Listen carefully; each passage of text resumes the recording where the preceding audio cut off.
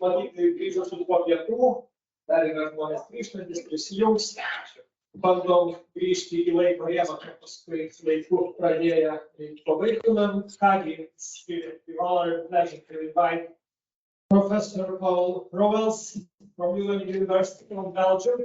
As I saw from your CV, you really deep conceptual and in expert social protection, social security and pensions.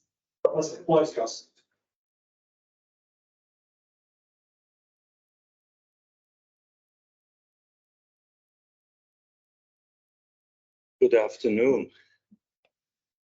The toughest moment in a conference, when the stomach is full and then you have to keep the attention of the audience. I'll do my best. So, well, I was introduced as somebody teaching at the university, which I do, but also I think I have silver hair and I'm already in pensions since the time that I had blonde hair.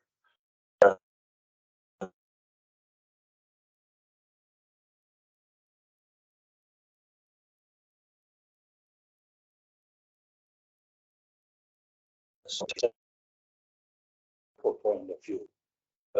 Like other people said already, you cannot understand a system when you don't understand the environment of the system. So I'll give some introductory remarks. I'm busy doing it. Then talk about the involvement of social partners in social protection. I will give examples of countries, not too many, and countries that are not similar to your situation, but maybe by explaining how their systems, where they originated from, where they're going to. I see similarities with your countries. And then the big question, why should social partners take up a role in social protection? It's not evident. And what form can the involvement take? And then I think you need some basic things present before you can talk about involvement of social partners. And elaborate a little bit on that also. And I have only 45 minutes, so I cannot go into details. I cannot be complete if I talk about examples. And I'm a human. I'm not artificial intelligence. So it's real here, and there can only come out what is in it. And for everything I say, there is probably somebody here in the audience who knows more than I do about the subject. That's the problem when you talk about international things, about trends, about so please be gentle with me. Don't kick me out.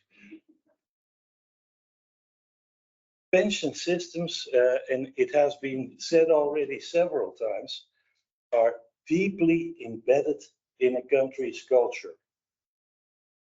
So, and the question in such international conferences is always raised, and I heard it already this morning, what would you advise? What would be the ideal pension system? The answer is that it doesn't exist. So I tried to write at one moment in time in my career something about, well, let me start differently. I worked a lot during the 90s and the beginning of the millennium in countries that were former Soviet countries, and I've been to a number of countries dealing with World Bank, with IMF and all the period there. And I got a little bit frustrated because I thought in some places this will not work. And it was my fear that it said it will not work because this is not suited for this country. It is not suited for the way this country thinks, the history of the country. And well, I predicted at that time that some countries would fail and would return. And I'm talking about the 90s. And when I'm looking back now, all my list, I was wrong on one country.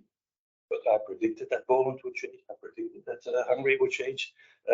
So, yeah, I didn't make a prediction for Lithuania. Sorry, because I don't know enough about Lithuania. So I'm going to be humble.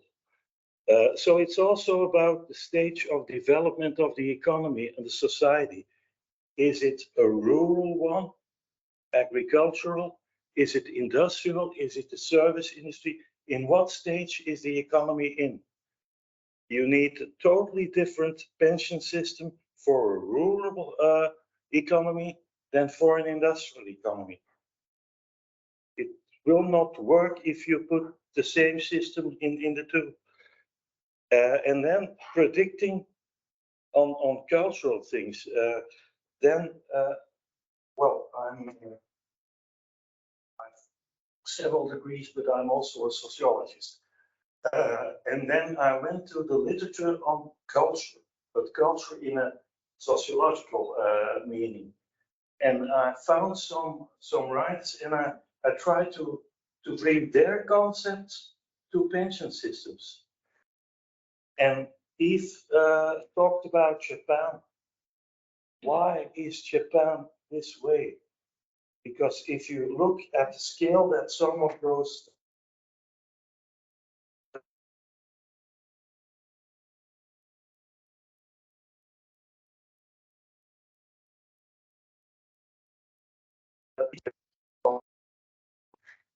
risk-taking, risk-avoiding. So if you have a very collective society, risk-avoiding is defined contribution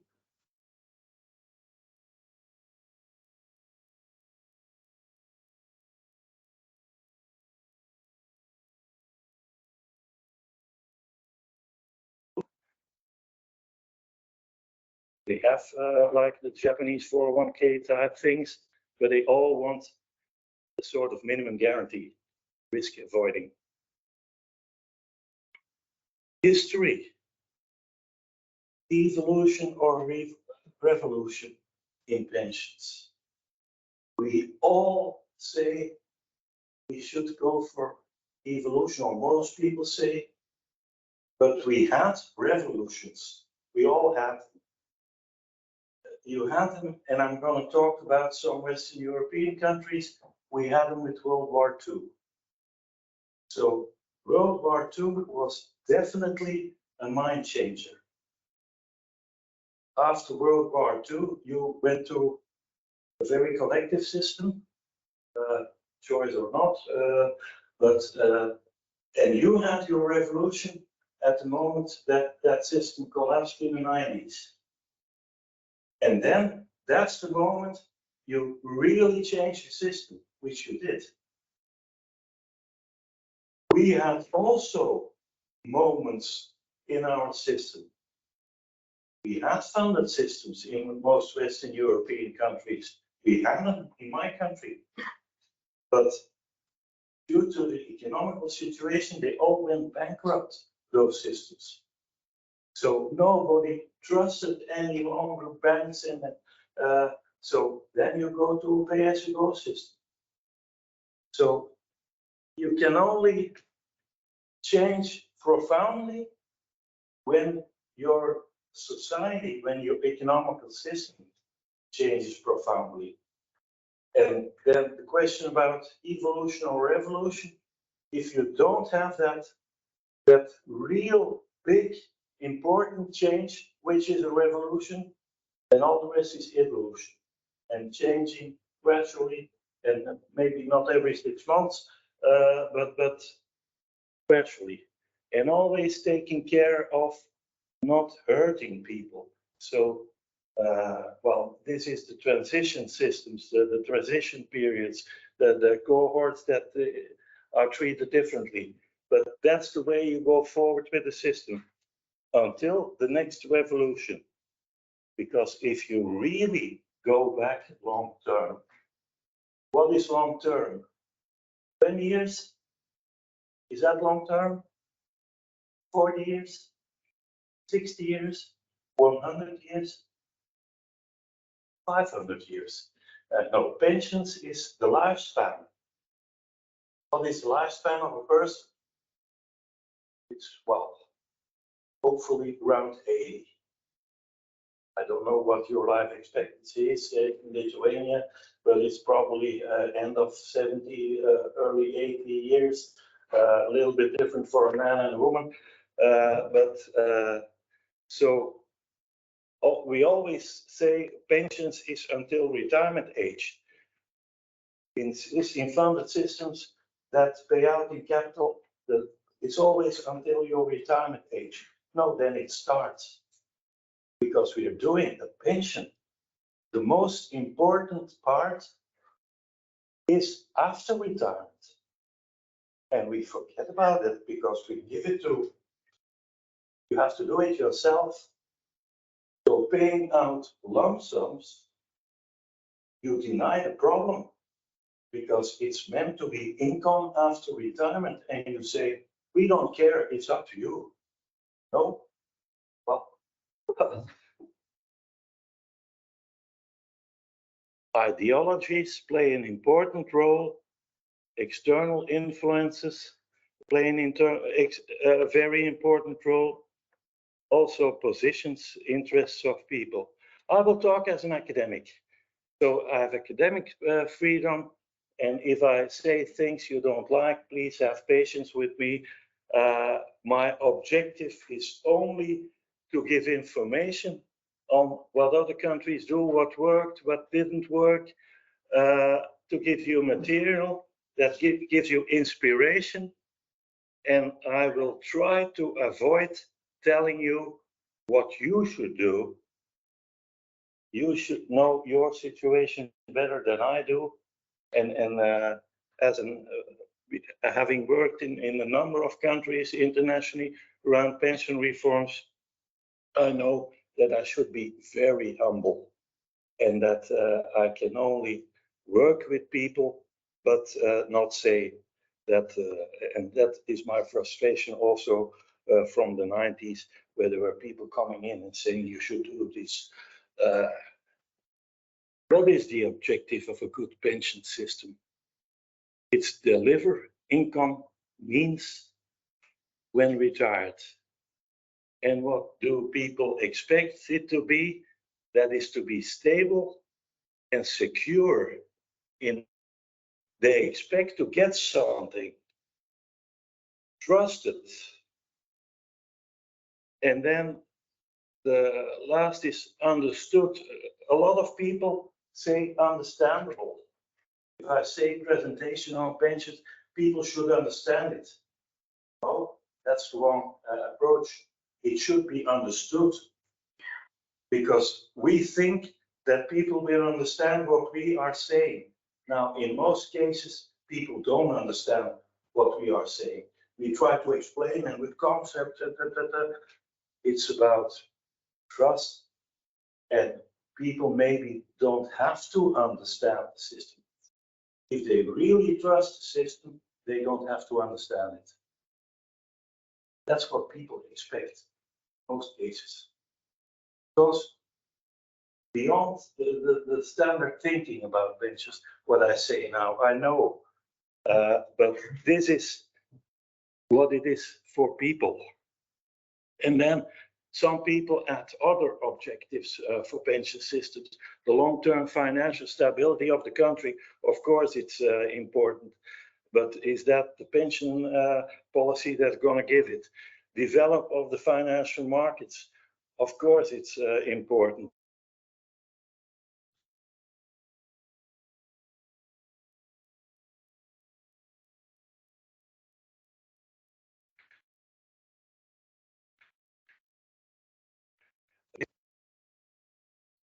So again, I will not judge. And I thought at some moment in time, somewhere early 2000, there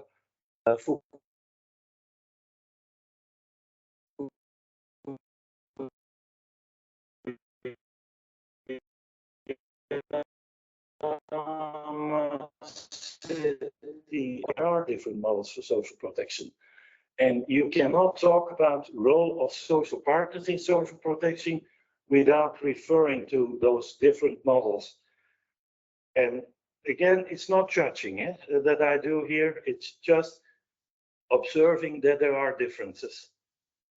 At the turning of the millennium, in the old Europe, what was called at that time old Europe versus new Europe. And the old Europe had pay-as-you-go and funded systems in most cases simultaneously. So both. And the historical reasons go back to World War, I think, to the post-World War, and I'll try to explain it for some countries. And social partners play an enormously important role. But after the collapse of the communist world, can I call it like this? I always have difficulties using the right word, and I know that it's very subtle sometimes. International institutions advocated a certain model, and with the focus was individualism, funding. Consequence, lesser role for social partners. Now, we have 25 years, which is not long, but we have 25 years to look back. Was the radical shift a success or not? And then some people will say yes. Some people will say no. What is the criterion that you're using to judge it? Three-pillar model. In the old Europe version, you had social security, you had occupational pensions, which were in a number of cases mandatory through sector-wide plans, and voluntary, the third pillar. Anglo-Saxon was social security, mandatory, voluntary, well, one substituting the other in some cases.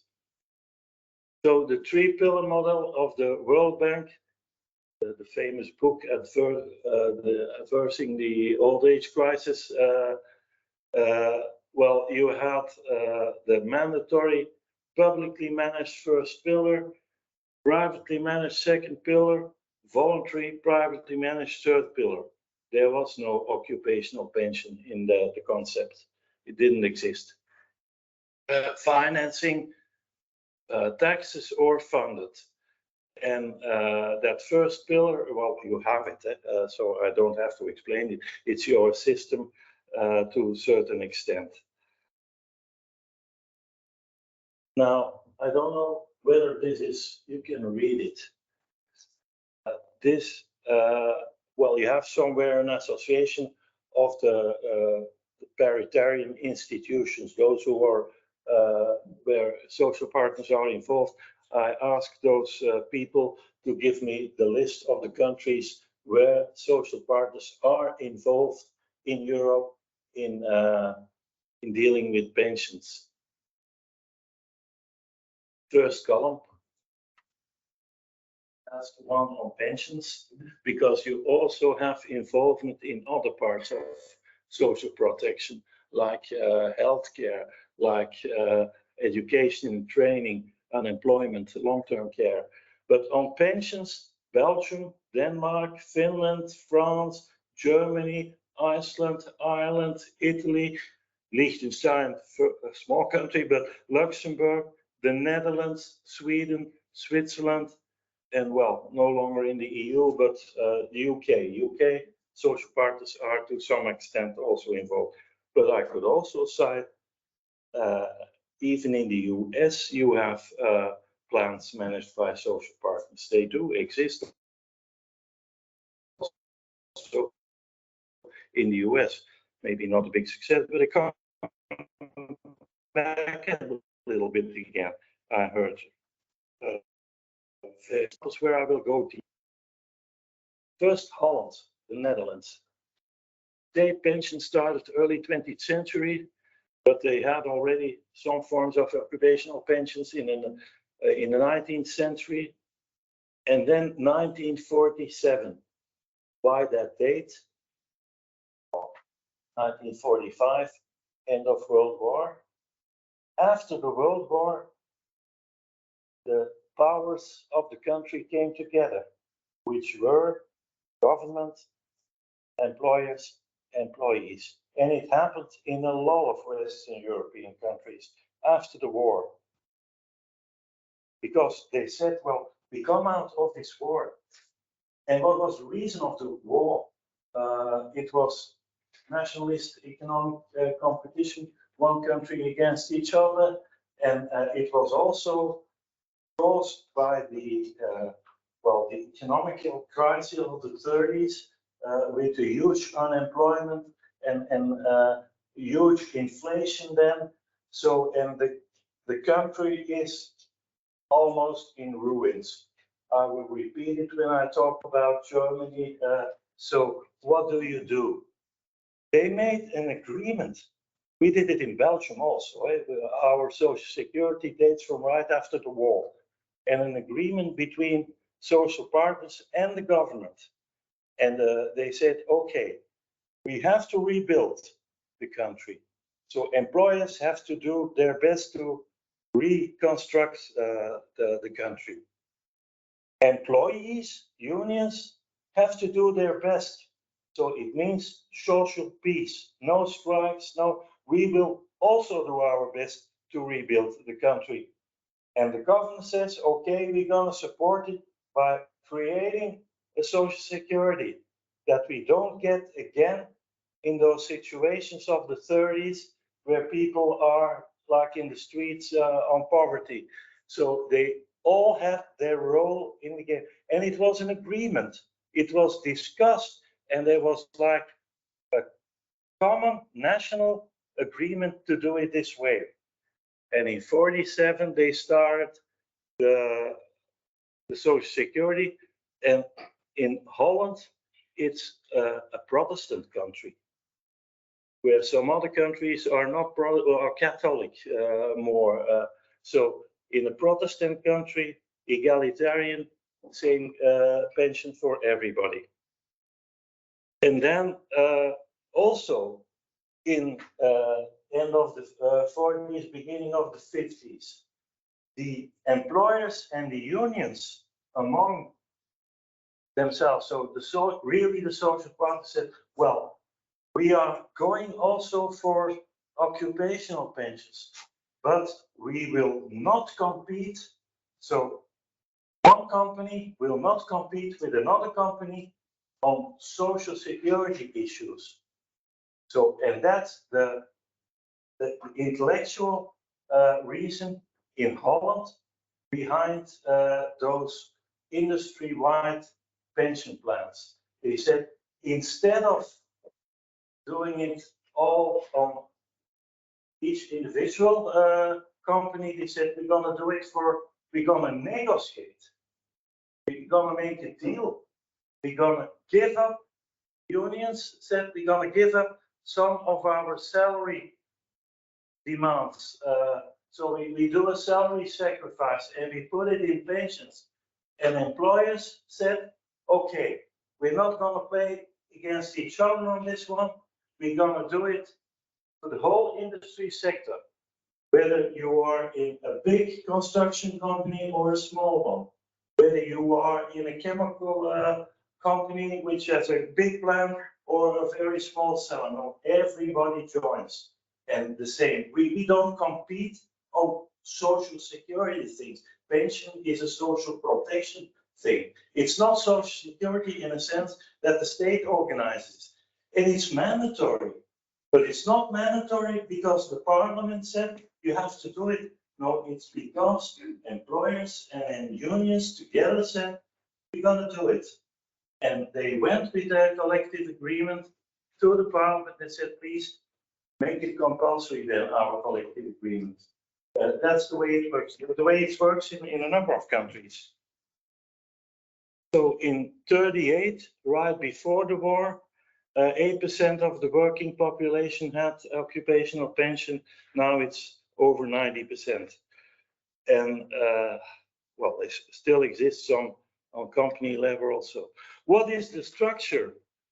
So collective labor agreements made mandatory, managed by pension funds, organized by social partners. Well, organized by social partners and insurers. So they don't really run the money. They use asset managers, etc. It's market. But the social partners control it. They will oversee it. And there was a question earlier about systems. It was about Belgium. Is it not costly? Well, it has a cost, all those things. But let me give you an example of take whatever sector, the construction sector in Belgium. Now I'm not talking 170,000 blue collar workers. So in third pillar, that individual blue collar worker is standing in front of insurers, pension funds, and has to make a good deal. What is the power balance between individual and the provider? Now, if social partners with 170,000 people and assets, a lot of assets are dealing with providers. What is the power of making a deal? Well, they are of equal power at least. So they can let competition play. They can make a better deal. So is it a costly system? No. The costs in those collective industry-wide plans are far lower than any third pillar. Why? It is simply, it's economics of scale. So now in Holland, they had traditional defined benefit. And there are long negotiations between social partners. And now they're in the middle of shifting from DB to DC. But again, through collective labor agreements, again, through a lot of negotiations, again, oversight by social partners on what's happening. So, Germany after the war, ruins. Apart went to the Deutsche Demokratische Republik and had the Soviet type social security. Apart, Bundesrepublik Deutschland became then Western Germany, Eastern and West. Seen from the West, they still talk about German on the other side. So in the Bundesrepublik in Western Germany, they also saw what led to the war and said, we have to avoid it, but we need all our money for the reconstruction of the economy. They call it. So are you going for funded systems in such a situation? It's nonsense to do. So what do? You promise pensions and you say, okay, we're gonna pay it. But first, the money we need it to rebuild our factories.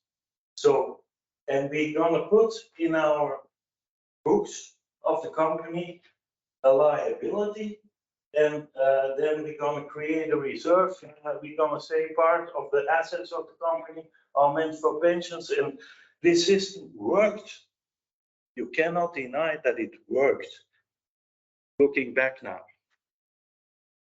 But is it still a good system today?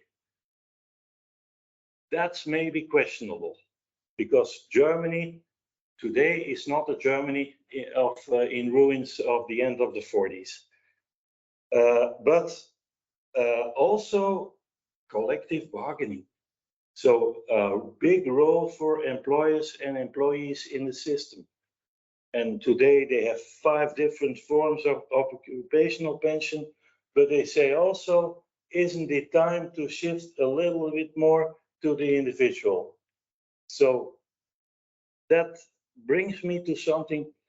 If we see Western Europe, there is a trend shifting towards more individual, more, and let's say the new Europe, the old, well, how should I call it without offending you? Maybe there's a tendency, and over the years we will find each other maybe in the middle somewhere.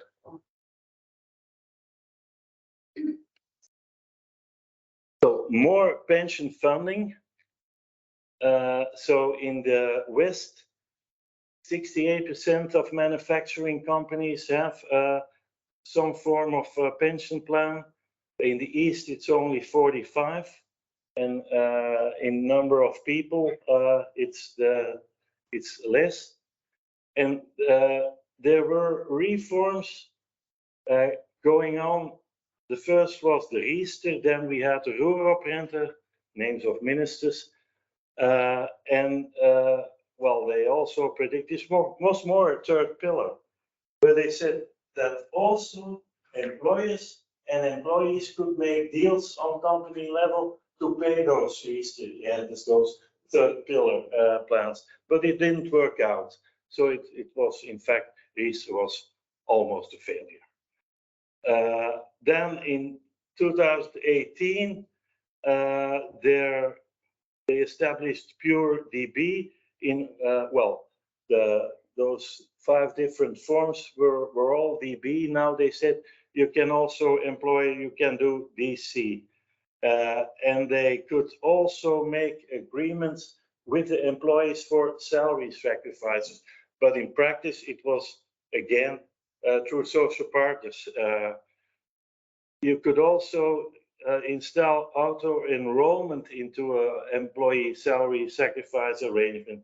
Again, some success, but not giant success. And now we are again in another phase, I think, in Germany, and this is real recent. This year, the first industry-wide plan created by social partners started. And there are, it's in the chemical industry, and also metal industry is talking about it, electricity industry is about it, but it's still on the discussion, but it means that could be that next year a few hundreds, thousands, maybe millions of people in Germany will get an industry-wide pension. So we're right now living a profound change also, but social partners. And it is, I give the example of the first one that started this year, collective labor agreement, and basic contribution 2% of gross annual remuneration, matching contribution of 1/3, and then you can add up, an employee can add up, maximum can be 70%. Security buffer, Germany, helpfully, risk avoiding country. Look at their history and you'll understand why. So very risk avoiding. History was also mandatory, a 0% guarantee in the system. So, and giving up that guarantee for German unions was like, ooh, what will happen there? So they said, okay, we're going to take in that system, and Holland is doing exactly the same. They say a part of the funding in those DC systems will be managed collectively, 10% of the contributions. And that's going to be used in the moments where there are, well, let's say shocks in the financial system, or so that's a leveling mechanism, a solidarity mechanism in the system.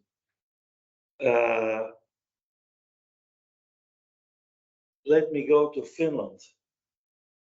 Finland, closer than Germany. Well, in the old rural Finland, it was the state went to the old. So he had to keep, he was the family head and was responsible then for everything. And then with industrialization, pension funds appeared and a general funded system in 1939. But Finland had a huge inflation also post-war. And so that funded system disappeared because of financial, economical situations. And they then came together. And Finland has a very deep tradition of employers, employees, and government sitting together. It also comes from their history. You are now like the first line, and you cross the border, you're in Russia. Finland is as well, you know it. So, and they have been occupied and go on, and they have been occupied by Swedish also, like you were at some time. But so we're gonna put a system with a basic, an earnings-related pension, and then we're gonna give a guarantee. And then we allow also to have a supplement for some companies and some people to have in front of it. But the basic thing is that their social security system has a pay-as-you-go part, has a funded part. So Finland is, if you compare it internationally, completely atypical. There's a Finnish system, which you cannot compare with other systems. Basically, it is because it is decided like this by the society, and the society is not a political party that changes after the election. No, the society in Finland, and I was astonished how deep it is embedded in the whole society that employers, employees, and government should work together and make deals together, irrespective what political party is in charge. They continue talking. France, also a very difficult country to understand, because culturally it's, I think, I was last month in France, and if I walk now in Vilnius, just looking around, you can see difference. No. We had already, France had maybe before a lot of other countries already pension systems, and also, which is typical for France, mutual insurers, not like stock based insurance company, but mutual insurance companies, which is not real social partner, but it's they also had funded systems, but they all, like in other countries, they went bankrupt through the wall. So what do?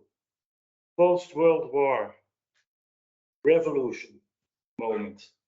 They said, well, we're gonna do it together. Universal base pension, and so the state is going to lay the first layer, and then the social partners are gonna put the second layer.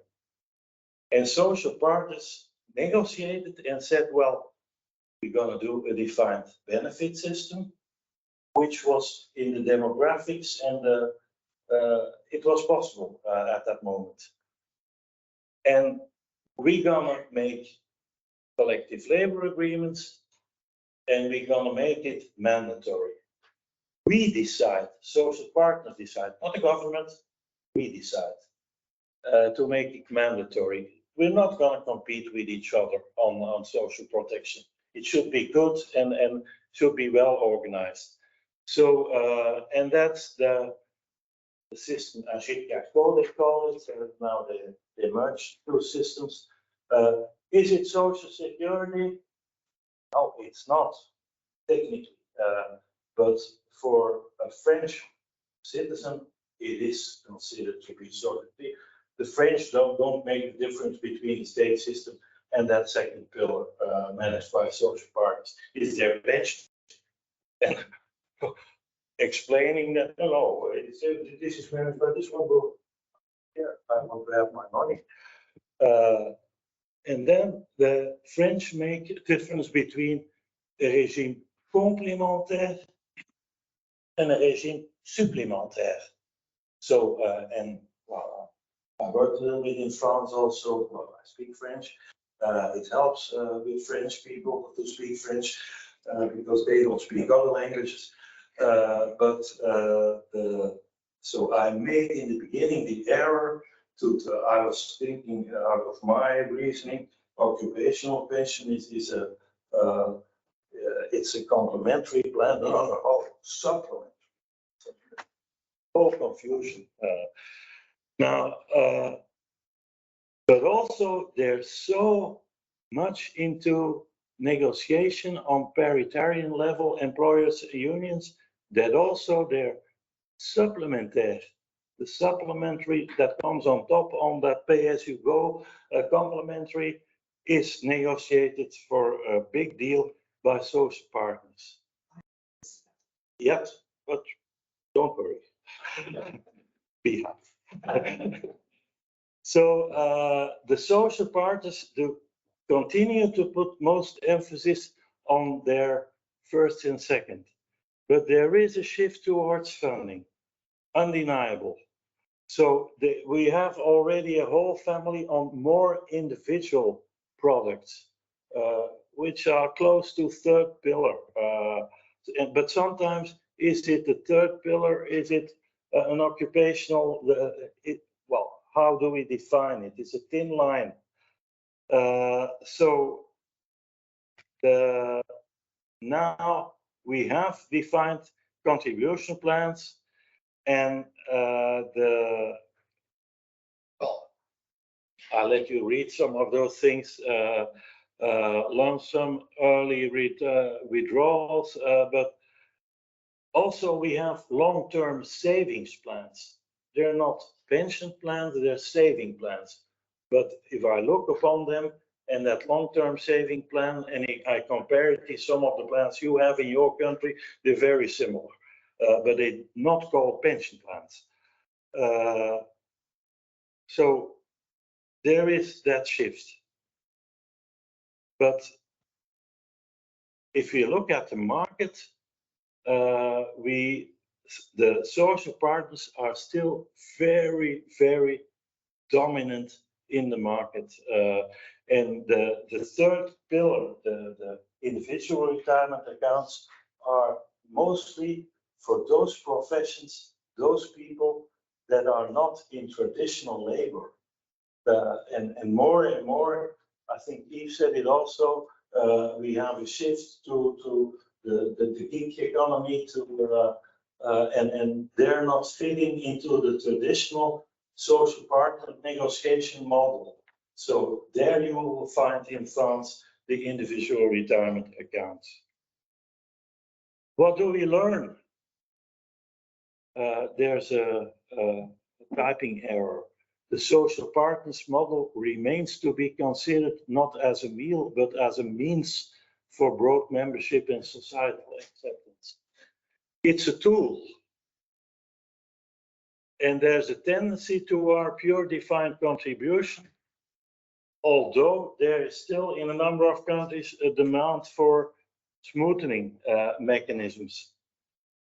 And well, that's what I said, though the past is what it was, but maybe through incremental changes, the systems start resembling a little bit more to another. And Western European social partners became involved after the war, and that was the revolution. The government development of a social policy to avoid the crisis like in the 30s. And also you can get more control of the financial system if it's done through more collective things. Employers, what is their interest? Rebuild, invest, emphasis on employment, and accept social dialogue and co-management in social security. Why? Because social peace is also for an employer a very, very important thing. Unions, they also took a role. Now, maybe we talk about trust. Who is trusted more?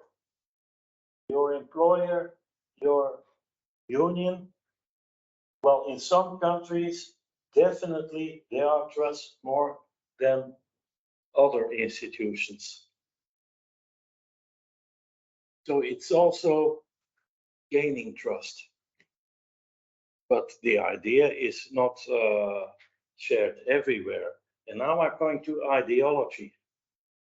You see it in a number of more Christian democratic countries where you have the influence of the Catholic Church, the encyclics of the Pope in Rome. If you look at it now, it has a lesser role, but in the moment they were issued, where the church said we need employers and employees to work together, because they all had the fear of the old system that was there, Marx, and then so we are going to build a system where there is more cooperation and the right of workers to form unions and to represent interest, and the conflict between capital and labor is not a zero-sum game.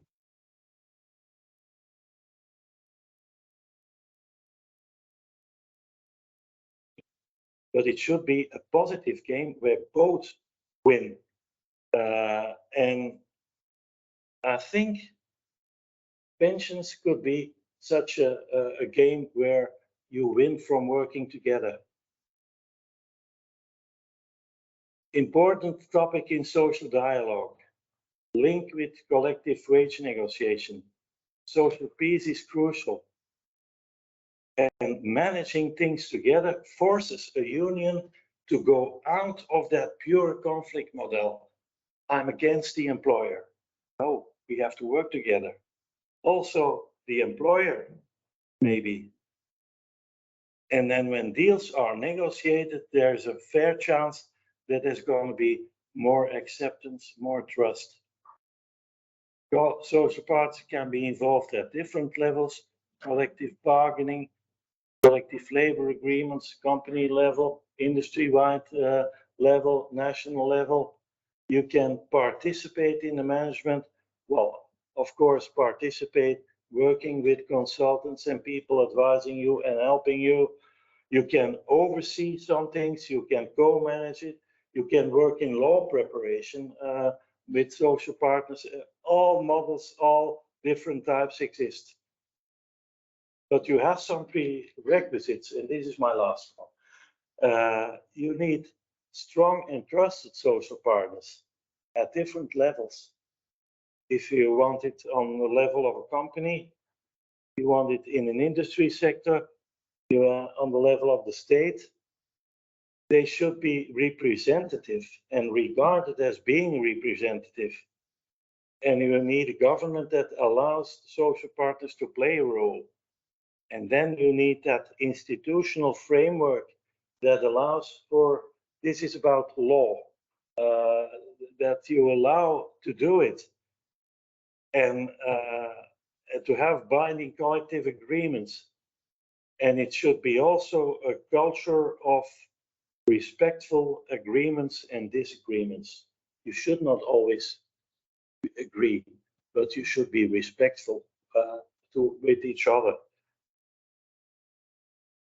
And the channels of influence week, and I see that that model of working together is, well, maybe a little bit diminishing in a lot of, and the market-based thinking does not go to the model. Thank you.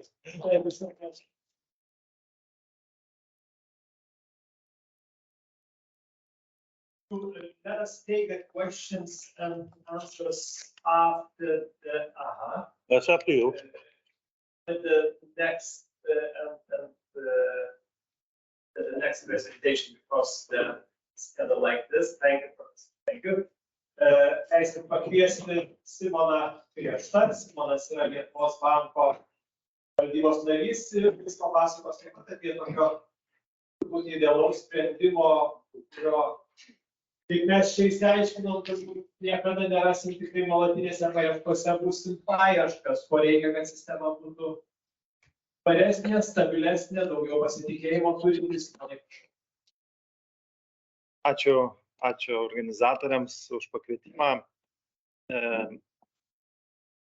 Taip. Ir tikrai, man atrodo, šita konferencija yra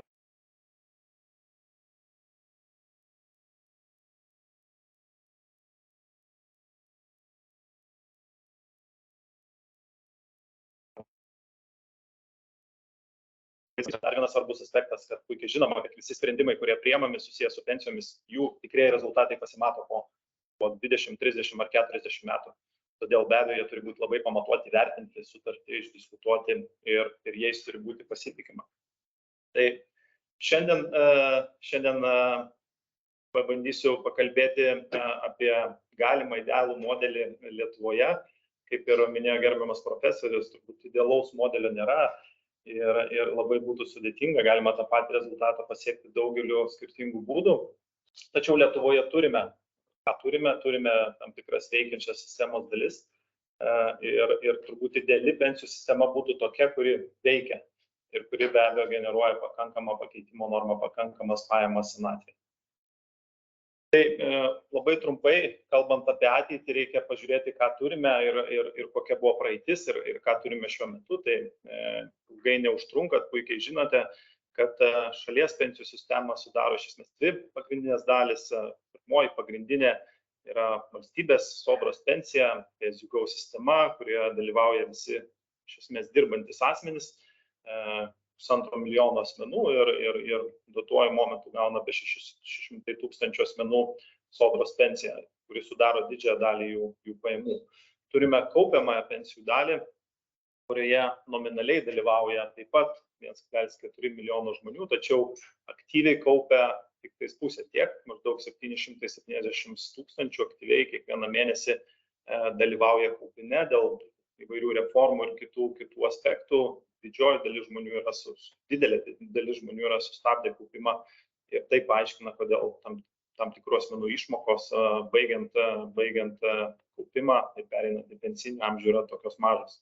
Na ir turime tą trečiąją dedamąją, kur kyla klausimas, ar tai gali būti priskirta prie pensijų sistemos ar ne, nes vienas dalykas yra menka, jie dalyvauja tik 100 tūkstančių asmenų.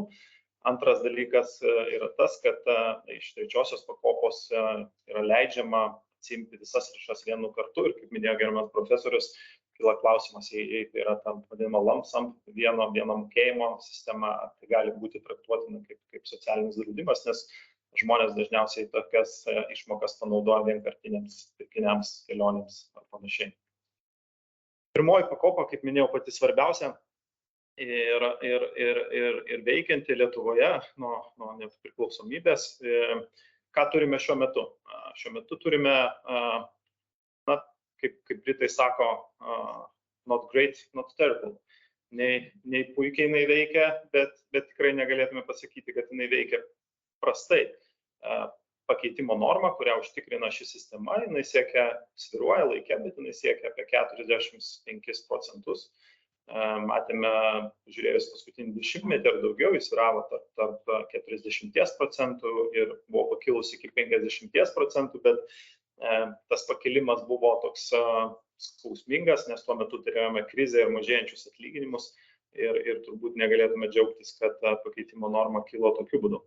Šiuo metu paskutiniais metais matome šiokį tokį kilimą dėl papildomo pensijų indeksavimo spartesnio nei darbo užmokestis. Tai visi dirbantis dalyvauja, turime maždaug 600 pensijų gavėjų, turime išankstinių pensijų, ko turime visiškai minimaliai, nors ta galimybė egzistuoja, labai mažai žmonių apie ją žino, kad pensiją galima atidėti, už tai gaunant didesnę kontribuciją, dirbti, atidėti ir už kiekvienus atidėtus metus gauti papildomai 8% didesnę pensiją visą likusį pensinį amžių, bet šią galimybę lietuviai praktiškai nesinaudoja, nes turbūt apie ją mažai kas ir žino.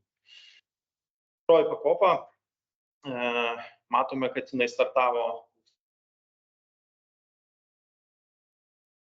kaip ir praėjo 20 metų nuo jo starto, tačiau labai svarbus dalykas, paskui parodysiu pristatymę, yra tas, kad tokia sistema, kokią turime šiandien, kuomet yra užtikrinamas tam tikras jau didesnis kaupimas, jinai realiai galioja tik metais 19 metų pradžioje turėjome rimtą reformą, kuri gana reikšmingai pakeitė šią sistemą ir kaupimo įtraukimą. Matome vidutinės grąžas, matome, kad turime 6 pensijų kaupimo bendrovės, kas nėra taip mažai tokiai šaliai. Bankinėme sektorėje turbūt norėtume matyti tokį kiekį aktyviai veikiančių ir didesnę rinkos dalį užimančių rinkos žaidėjų. Pensijų kaupimo kontekste turime nemažai bendrovių ir džiugu, kad ir nauji dalyviai taip pat įeina į šitą rinką. Turėjome naują dalyvį praėjusiais metais. Kas įvyko 19 metais? 19 metais įvyko ne revoliucija, bet, sakykime, turbūt gana ženkli evoliucija, kuri pakeitė sistemą, nes kaupimo sistema, antroji pakopa tikrai turėjo nemažai iššūkių. Buvo iškelti bent 5 tokie gana rimti tikslai, keičiant sistemą ir dabar galime pareflektuoti, kaip jie buvo įgyvendinti. Buvo sukurtas prieš tai toks pensijų sistemų priešinimas, kuomet žmonės kaupdami antrojo pakopoje jie mažindavosi savo pirmojo lygio sodrinę pensiją, kas iš tiesų nelabai vedė į gerą rezultatą ir tiek žmonės to pilnai nesuprato, tiek ir buvo tam tikras toks priešinimas sistemų, jis buvo panaikintas. Antras dalykas, kuris buvo svarbus, kad iki šios reformos aktyviai kaupė antrojo pakopoje tikrai mažai žmonių, mažiau nei 500 tūkstančių, tai tik mažiau nei trečdalis visų dirbančiųjų ir dalyvaujančių kaupiai aktyviai didžiosios dalies asmenų kaupimas sudarė labai mažą dalį ir be abejo, kai nieko nekaupi ar kaupi minimaliai, nieko ir nesukaupi. Tai po šios reformos automatinio įtraukimo įteisinimo kaupimas aktyviai kaupiančių asmenų kiekis išaugo apie 50%, pakankamai ženklus išaugimas. Atskaitimai buvo įstatymiškai sumažinti maždaug 2 kartus, nuo 1% iki pusės, iki 0,4. Jeigu fondas yra didesnis, taip pat buvo įteisinti vadinami gyvenimo ciklo fondai, kuomet rizika yra prikalibruojama automatiniu būdu prie žmogaus amžiaus. Ir tai, matome, davė postumį ir grąžos kontekste. Mes matome, kad taip grąža priklauso nuo rinkų situacijų, bet įvykus perkalibravimui žymiai daugiau jaunų asmenų pradėjo rinktis būtent rizikingesnes, bet žiūrint ilgą laikotarpį didesnę grąžą generuojančias investicijas. Ir paskutinis aspektas taip pat buvo pakeitimų išmokų sistemoje, atsirado sodros anuitetų mokėtojas, konsoliduotas mokėtojas vienoje šalyje. Manau, tikrai protingas sprendimas turėti vieną subjektą, kuris gali sumažinti savo administracinės išlaidas, nėra pelno siekiantis ir gali šią veiklą užtikrinti pakankamai efektyviai. Na, koks yra patrauklumas kaupimo sistemos, jeigu kalbėtume apie antrąją pakopą mūsų. Matome, kad liekančių asmenų, kurie yra pakviesti automatiniu būdu, jų santykis yra ir 2020-2021 metais tas pasitikėjimas buvo išaugęs ir buvo didesnis negu turime šiuo metu. Maždaug apie 60% pakviestų automatiniu būdu į kaupimą likdavo kaupime. Matome 2022 metais, kuomet buvo antrasis pakvietimas tų asmenų, kurie jau kartą atsisakė, žymiai mažiau asmenų, kurie jau vieną kartą atsisakė, jie liko kaupime. Ir matome, kad šiais metais, kuomet turėjome praėjusius metus labai prastus finansų rinkose, kuomet pensijų fondų vertė mažėjo dėl suprantamų priežasčių, dėl finansinių iššūkių, dėl aukštos infliacijos, augančių palūkanų, tas liekančių skaičių sistemoje iš pakviestų dar sumažėjo ir siekia 46%. Tai rodo, kad yra problemų su pasitikėjimu, kalbant apie kaupimą antroje pakopoje, nes jeigu tai išlieka dešimtmečius, mes turime tik tai pusę visuomenės, kurie gali turėti didesnės pajamas pasinaudodami šiuo instrumentu. Ir pereikime prie iššūkių, kurie bus aktualūs ateityje. Be jokios abejonės demografija, tai universalus iššūkis, liečiantis ne tik Lietuvą ir visą pasaulį ir įvairias šalis, tačiau be abejo labai skirtingais kampais valstybių pasaulyje, kurios yra vis dar jaunos ir joms tokia didelė demografinė agresija mažiau. Lietuvoje nesame labai geroje situacijoje dėl antrame ir trečiame grafike matomų tendencijų. Matome, kad gimstamumas vos per porą dešimtmečių sumažėjo 3 kartus. Tai Lietuvoje šiuo metu gimsta 2 kartus šiuo metu, bet per artimiausius keletą 50 metų jisai nukris iki 3 kartų. Šiuo metu gimsta maždaug 2 kartus mažiau, daugiau kaip 2 kartus mažiau žmonių negu prieš keletą dešimtmečių. Jeigu tokios tendencijos išlieka, santykis tarp tiek, kiek 10 darbingo amžiaus žmonių turėtų išlaikyti pensijų esančių asmenų, ir čia be abejo tiesiogiai įtaka mūsų pensijų sistemai, sodros sistemai, tai nuo 3 senyvo amžiaus žmonių per ateinančius 3-4 dešimtmečius šis santykis gali pasikeisti iki 6. Didelis spaudimas. Aišku, tos ilgalaikės tendencijos bus labai veikiamos imigracinių tendencijų. Mes turėjome labai prastą situaciją su emigracija praktiškai visą nepriklausomybės laikotarpį iki praėjusių keletos metų. Visą laiką turėjom didelės emigracijos bangas, kas dar be abejo užkoduoja mažėjantį gimstamumą į ateitį ir mažina dirbančiųjų skaičių, nes išvyksta būtent tas segmentas, kuris dirba ir kuris gali susilaukti vaikų.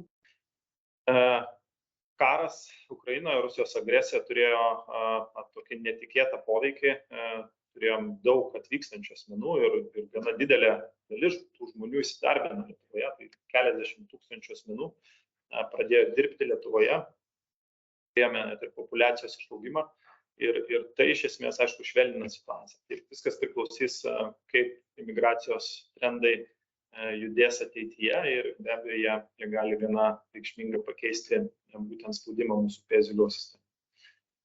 Na ir turbūt pagrindinė generalinė išvada yra ta, kad jeigu mes lygintume save, Lietuvą lygintume su pažangiausiamis valstybėmis, su valstybėmis, kuriuose pensijų sistema veikia gerai ir generuoja labai aišku rezultatą, aukštą pakeitimo normą, aukštą gyvenimo kokybę senatvėje, čia tikrai turime kur pasitemti.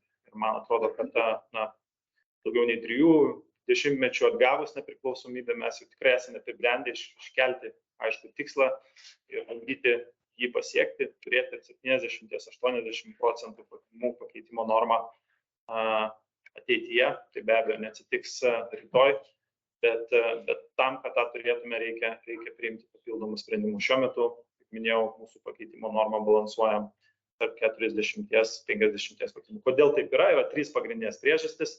Pirmoji, mūsų pirmosios pakopos sodros pensijos finansavimas yra nepakankamas.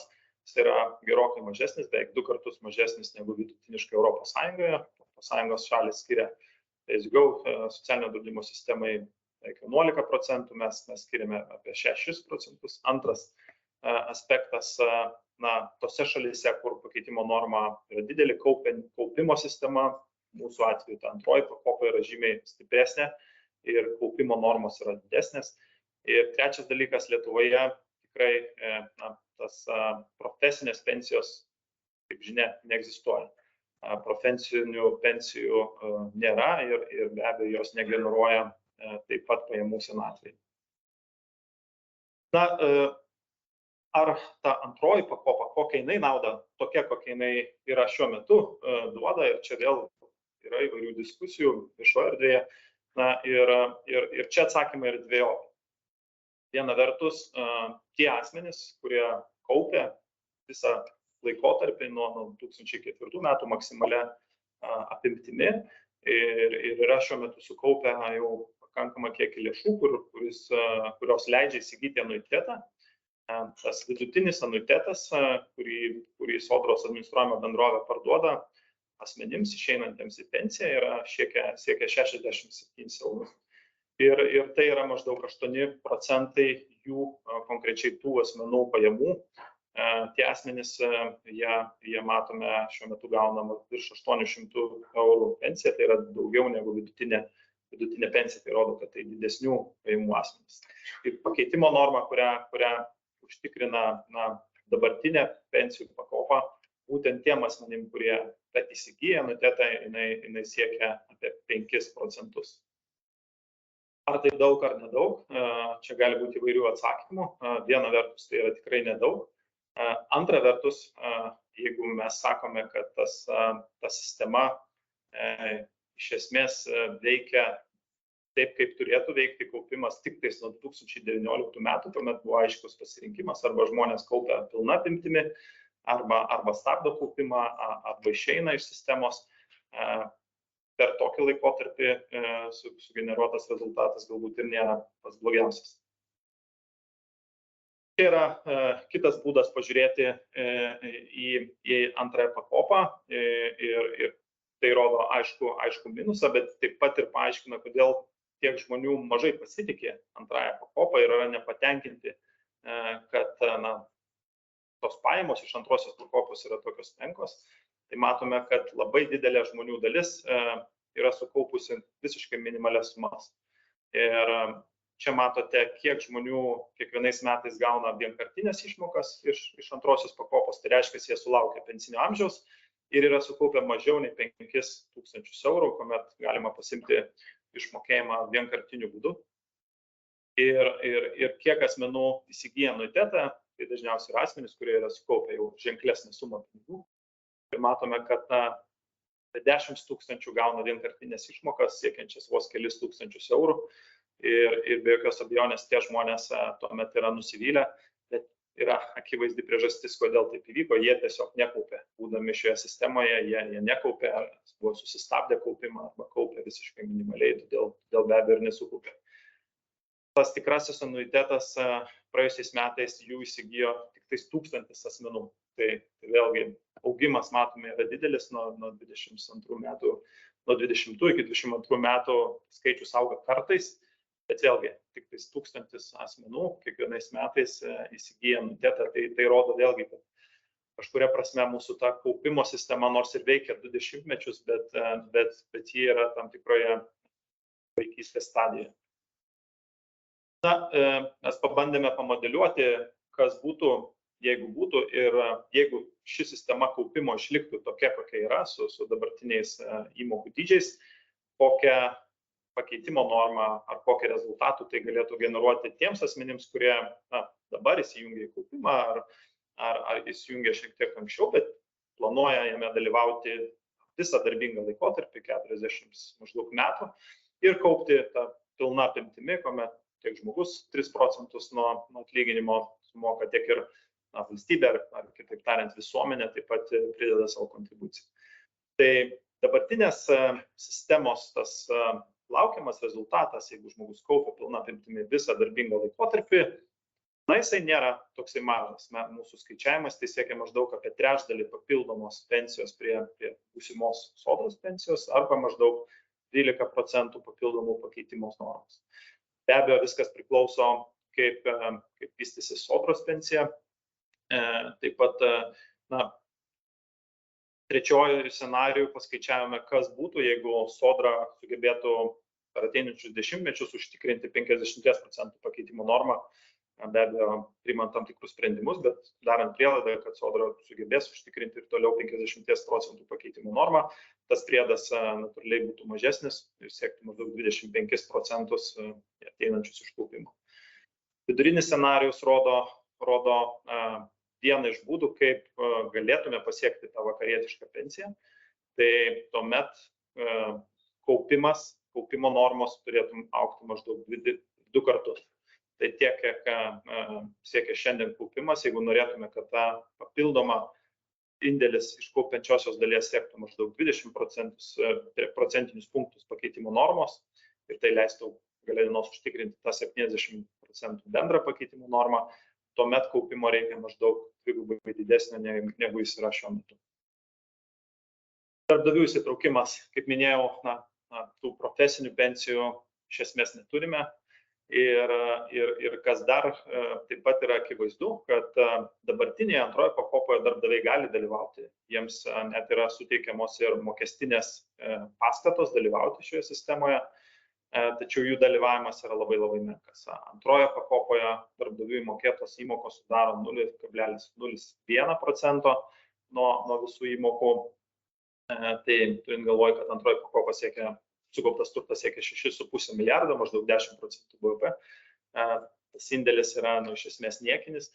Trečioje pakopoje darbdaviai dalyvauja aktyviau ir maždaug 40% visų įmokų sudaro darbdavio įmokos. Kita vertus, ta trečioji pakopa pati yra maža, maždaug 20 kartų mažesnė už antrąją pakopą ir taip pat kyla klausimą, ar tai iš tiesų gali būti laikoma pensijų sistema, kuomet galimybė pasiimti išmokas vienu mokėjimu yra sudaryti. Sąlygos profesiniam pensijų fondam veikti įstatyminės sudarytos nuo 2006 metų, tačiau iki šiol nėra įsisteigęs nei vienas profesinių pensijų fondas. Tai irgi rodo tam tikrą atsakymą, kad turbūt tos iniciatyvos iš darbdavių nėra ir jos nematėm per daugelį dešimtmečių. Šiek tiek apie užsienio praktiką, ilgai neapsistojant, nes jinai buvo detaliai išanalizuota kitų kalbėtojų. Matome, kad BPO šalyse kaupimo sistemos veikia, vienokios ar kitokios, egzistuoja visose BPO šalyse, tačiau skiriasi pakankamai ženkliai skiriasi jų formos. Mes turime eilę valstybių, Danija, Suomija, Nyderlandai, Norvegija, kur egzistuoja privalomas kaupimas, nėra pasiraukimo, tai iš esmės kaip mokestinės sistemos dalis. Yra autotraukimas taip kaip Lietuvoje, panaši sistema veikia ir Estijoje, įtraukimo atžvilgių ir Naujojoje Zelandijoje, Jungtinėje karalystėje. Ir yra nemažai valstybių, kur veikia savanoriškas kaupimas, tačiau su daug žvaigždučių. Nemažai valstybių tas savanoriškas kaupimas yra darbdavių lygyje. Darbdaviai gali sukurti profesinės pensijas arba gali nesukurti, bet daugelį šių valstybių egzistuoja faktas, kad būtent darbdaviai yra sukūrę ir dengia didžiąją dalį dirbančiųjų, bet pats darbuotojas dažnu atveju neturi pasirinkimo. Jeigu jis pradeda dirbti tam tikroje industrijoje, įmonėje, jis tiesiog papuola į šakos kaupimą, kuris tarsi savanoriškas, bet tam konkrečiam dirbančiam jis tampa iš esmės privalomas. Dar vienas pjūvis pažiūrėti į mūsų kaupimo sistemą yra pažiūrėti, kas moka įmokas ir kokio dydžio įmokos yra mokamos. Tai kairėje pusėje matome, kokią dalį įmokų nuo darbo užmokesčio yra atidedama į kaupiamą sistemą. Čia matome, kad tarp BPO šalių mes esame prie mažesnių, natūralu, turime tą formulę 3+2. Matome, kad daugelį šalių tas kaupimas yra didesnis. Kita vertus, kas taip pat krenta į akis, ta melsva spalva, valstybės kontribucija ar visuomenės kontribucija, nes jinai tiesiog perskirsto mokesčius iš vienų kitiems. Matome, kad jinai Lietuvoje sudaro pakankamai ženklę dalį ir yra mažai valstybių, kuriuose valstybės kontribucija tikrai egzistuoja. Ir turbūt nebereikalo vis ir viešoje erdvėje vis kyla diskusijos, ar valstybė tokia forma, kokia ji prisideda dabar prie kaupimo, prie tiesioginės išmokos, pensijų kaupimo bendrovė, ar tai yra teisingas kelias, ar jisai yra tvarus. Ir šis paveikslas turbūt atsako į klausimą, kad taip, tai yra pakankamai neįprasta praktika, jeigu kalbėtume apie kitų šalių kaupimo sistemas. Dešiniai pusėje matome, kiek mes lėšų lyginant su mūsų bendrojo vidaus produktų atidedame į kaupimą. Tai vėlgi esame prie tų šalių, kur kaupimo apimtis yra viena mažiausia. Tai taip pat natūraliai paaiškina, kodėl ir ta mūsų antroji pakopa yra kol kas nereikšminga ir tos išmokos, jos dideliai daliai žmonių yra tikrai pakankamai menkos ir nedaug padidina būtent pensiją šalia pensijų sistemą. Matome, kad tiem asmenim, kurie gauna anuitetą, tas padidėjimas jau šiek tiek apčiuopiamas. Keletas pavyzdžių iš kitų valstybių, vėlgi ilgai neapsistojant, kaip ir minėjo profesoriai, yra daug būdų pasiekti gerą rezultatą, priklauso nuo istorinių, kultūrinių ir kitų priežasčių. Švedija yra pakankamai gerai veikianti sistema, kuris svarbiausia užtikrina rezultatą, maždaug 78% pakeitimo normą. Tai jie turi tikrai stiprią pirmąją pakopą, pensijų sistemą, kurioje yra tam tikrai kaupiamoji dalis. Antroji pakopa yra pagrinde būtent nulemta darbdavio įmokų, kurios svyruoja priklausomai nuo industrijos, bet darbdaviai turi svarbią rolę prisidėdami prie galutinio rezultato maždaug virš 70% pakeitimo normos. Nyderlandai skirtinga sistema savo sandarą, gerokai skirtinga, tačiau generuojanti taip pat aukštą pakeitimo normą gale dienos. Tai, kaip minėjo, jie turi einamosius mokėjimus, bazinius mokėjimus, tokią plokščią sistemą, bet iš kaupimo dalies jie generuoja didelę dalį, didžiąją dalį iš principo pensijos, kuris sudaro praktiškai 2/3 papildomų išmokų šalia plokščios pensijų sistemos. Ir dar svarbus aspektas, kad būtent ta antroji pakopa apima 93% darbingo amžiaus gyventojų. Tai jeigu lygintume su Lietuva, kur turime maždaug apie pusę visų dirbančiųjų padengtų, čia yra tikrai ko pasimokyti ir kur pasistiebti. Ir galiausiai, einant prie problemų apibendrinimo, ir tas problemas subendrinau daugiau kalbant apie antrą pakopą, kaip minėjau, su pirmąją pakopą taip pat yra kur pasistengti, kalbant apie jos finansavimą, lyginant su mūsų bendroju vidaus produktu, kuris labai susijęs su apskritai mažu mūsų biudžetu, lyginant su mūsų ekonomika. Bet kalbant apie antrą pakopą, matom, kad iš esmės kaupimas, lyginant su kitomis valstybėmis, kurios užtikrina didelę pakeitimo normą, jis yra mažas, maždaug porą kartų mažesnis negu kitose valstybėse. Taip pat matome, kad stinga pasitikėjimo kaupimo sistema, nes maždaug pusė gyventojų jie pasitikė, lieka kaupime, kuomet yra automatiniu būdu pakviečiami. Na ir matome, kad darbdavių ar profesinių pensijų neegzistavimas lemia, kad darbdaviai tą tiesioginę formą jie neįsitraukia į kaupimą. Matome antroje pakopoje, pavyzdžiui, dalyvavimas siekia 0,01%. Na ir kaip pasiekti šio tikslo? Aš manau, kad jo verta siekti, diskutuojant kaip šių renginių metu, bet ir taip pat siejantis su naujų politinių ciklų ir keliant diskusijas ir randant sutarimą visuomenėje, mes tikrai pribrendę pasiekti vakarietiško lygio pensijas. Kaip tą padaryti, yra sudėtingi atsakymai. Tad tos pabaigoje išvardintos kategorijos nėra tų vadinamo free lunch. Jeigu norime pasiekti rezultatą, reikia reikšmingų sprendimų. Ir būtent šios 6 kategorijos yra tai, kas lemia pensiją ir jos dydį. Galime gimstamumą reikšmingai padidinti, ar turėtume tą daryti, tai be abejo turėtume.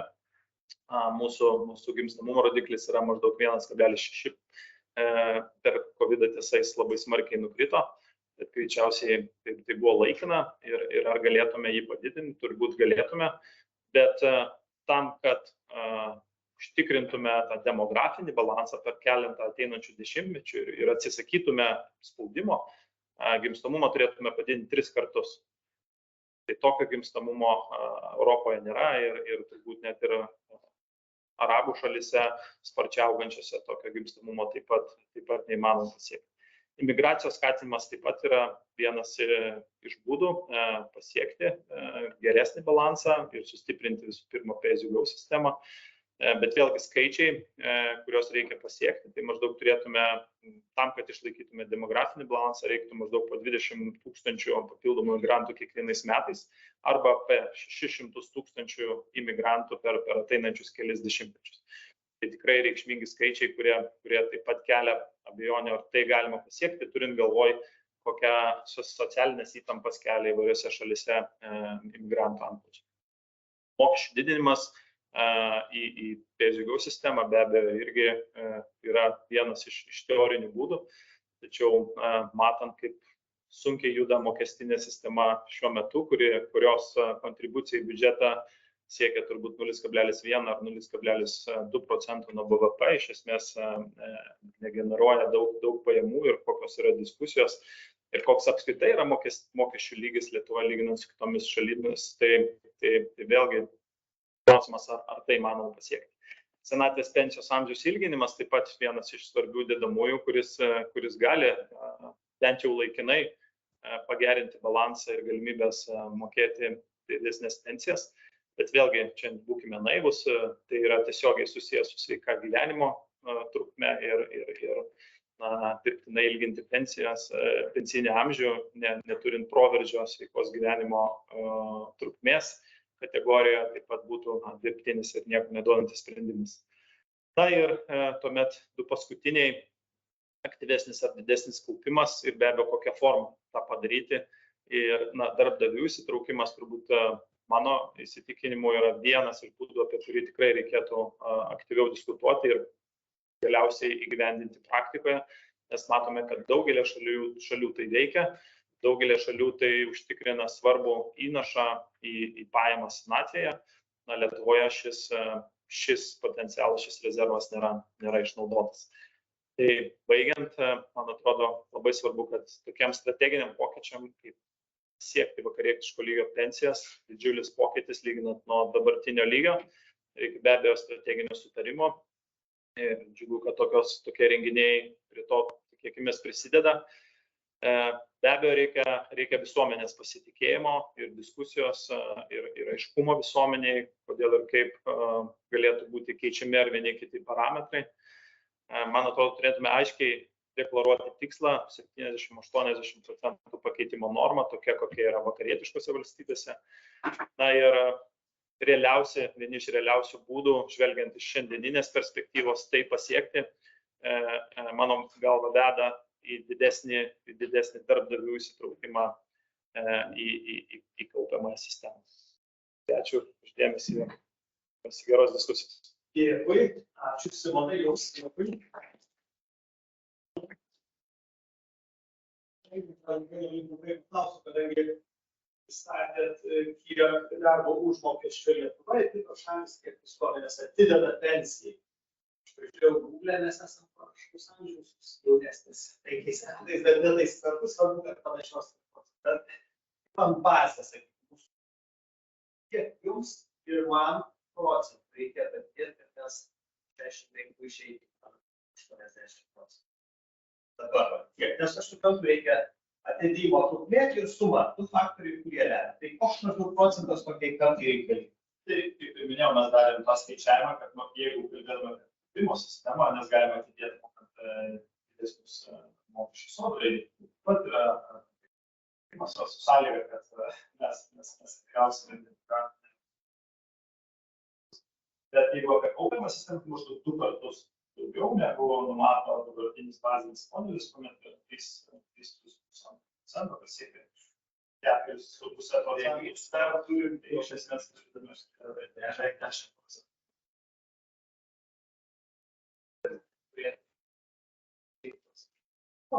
Ačiū labai. Dėkui. Tado Gudaičio, Vilniaus universitetas ir kartu fondų asociacijos vadovas, žodžiu. Tai jūs, Tadai, kaip sekasi?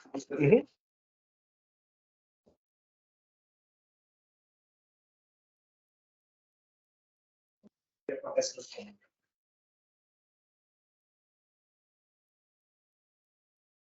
Labai diena dar kartelį ir paskutinių ir neprasčiausių tikrai yra iššūkių, tai tikiuosi, kad dalis informacijos yra pasakyta, tai ją bandysiu praeiti greičiau, bet galbūt šiek tiek daugiau pakalbėti iš to praktikų perspektyvos, kuomet mes, tai yra tos pensijų kaupimo bendrovės, mūsų žmonės, mūsų darbuotojai, mūsų atstovai, jie labiausiai galbūt ir mato tiek tą verslo situaciją, verslo norą ar nenorą prisidėti, tiek pačių dirbančiųjų, kaip esamų potencialių kaupėjų požiūrį į kaupimą, tai pabandysiu šiek tiek pereiti per tuos momentus ir tuo pačiu pasidalinti galbūt tokiu praktiniu keliu, tai kaip tuos mūsų visuomenė, darbdavius, darbuotojus kartu mums visiems padėtų sutarti, kad galbūt su esama sistema, kaip būtų galima išjudėti arba judėti į priekį. Tai ačiū labai irgi kolegoms iš užsienio už tą atvežtą patį.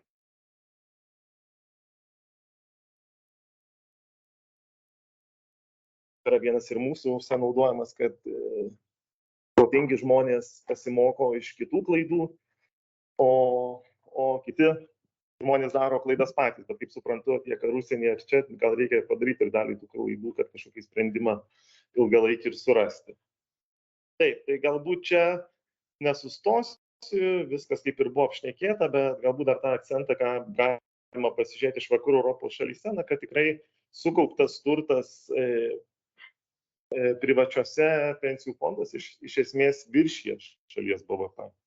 Ir turim tų pavyzdžių kaip Olandija ar panašiai, kur turime tikrai sukauptas turtas yra virš bendro vidaus produkto, pas mus kalbam apie 10%, tai tikrai yra dar kur tobulėti ir kur mums augti, bet tuo pačiu suprantam, kad kaupiam 20 metų ir ta sistema per tą 20 metų buvo pakankamai keičiama. Čia skaidrė, ką tik gerbiamas Simonas rodė, tai aš jos daug nekomentuosiu, bet pagrindinius gal kelis momentus uždėsiu. Stevenas sakė apie Belgijos sistemą, kad apie 10 000 eurų sukaupė vienoje iš pakopų žmogus, tai sakyčiau, mums jau tą sumą pavyko pasiekti, net viršyti per tos 20 metų.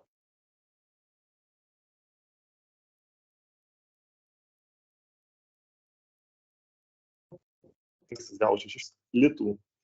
2000 metais, jeigu tai buvo atlyginimas ir išbaigiant dabar, ir jis kaupė, jis nebuvo sustojęs, tai yra kaupė vadinamu maksimaliu arba tuo esamu greičiu, ir jis gavo vidutinę grąžą iš sistemos, tai vidutinio atlyginimo gavėjas, jis iš esmės yra sukaupęs praktiškai 11 000 eurų, o iliustracija vidutinis atlyginimas į rankas šiai dienai Lietuvoje yra, šiek tiek viršio 1200, bet 1100-1200. Tai ką kas galbūt yra ir gerai, ir blogai šitame skaičiuje, kad mums jau pavyko tokią sumą sukaupti vidutinio atlyginimo gavėjui. Iš kitos pusės, ką ir kalbėjom apie tą nuosavybės supratimą ir panašiai, na, tas vidutinio atlyginimo gavėjas netaip sudėtingai sukaupė tokią sumą, kur iš esmės lygi 9 jo atlyginimams. Na ir mes pastoviai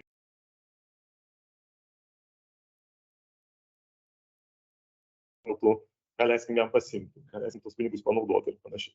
Tai geras darbas kaupime, nuoseklus kaupimas ir grąža leido sukaupti 10 grubiai atlyginimų, vidutinio atlyginimo gavėjų, jis juos mato savo sąskaitoj, bet taip 20 atlyginimų, 30 atlyginimų, tai kaip mums būti brandžiai ir išlaikyti tą iki kaupimo, kad iki pensinio amžiaus, kad nereiktų galvoti apie tai, kad mes dalį pinigų pasimsim. Visa kita iš esmės buvo apžvelgta. Tai jeigu aš drįstu teikti, kad ta antra pensijų pakopa tikrai veikia sėkmingai, nors ir daug kartų keista, 6,5 milijardo, tikrai absoliuti dauguma dirbančiųjų ir kaip ir sakė, raketa yra, reikia dar tik kūro, apie ką mes visi kalbam, tai iš kur to kūro arba tų papildomų įmokų gauti. Ir kuomet mes jau tada biškai žiūrim šiek tiek toliau, tuo pačiu apie galimybės įtraukti ir darbdavius į sistemą, iš esmės mes girdim tokias galbūt priežastis arba galima kažkas padaryti tokias išvadas, kad mums visiems kaip visuomenė reikia pasistengti. Tai pirmiausiai galbūt pradėsiu nuo mūsų dirbančiųjų. Tai pirmiausiai, aišku, yra taip, kad mes kaip dirbantieji mes nelabai prašom tikriausiai iš darbdavių, kad jie prisidėtų prie mūsų pensijų. Jeigu mes pabandytumėm pagalvoti, kokios yra diskusijos, sakykime, visuomenėje, arba netgi dabar čia šiandien prasideda mokytojų streikas, nemačiau reikalavimo, kad pridėkit ar įkurkit mokytojų profesinį pensijų fondą ir pradėkite į jį mokėti įmokas. Tokio reikalavimo iš mokytojų nėra, yra visiškai, sakykime, kitos temos. Tai vienas momentas, kad mes darbuotojai to neprašom, to nereikalaujam. Darbdavys iš esmės daro tai, ko nori darbuotojas.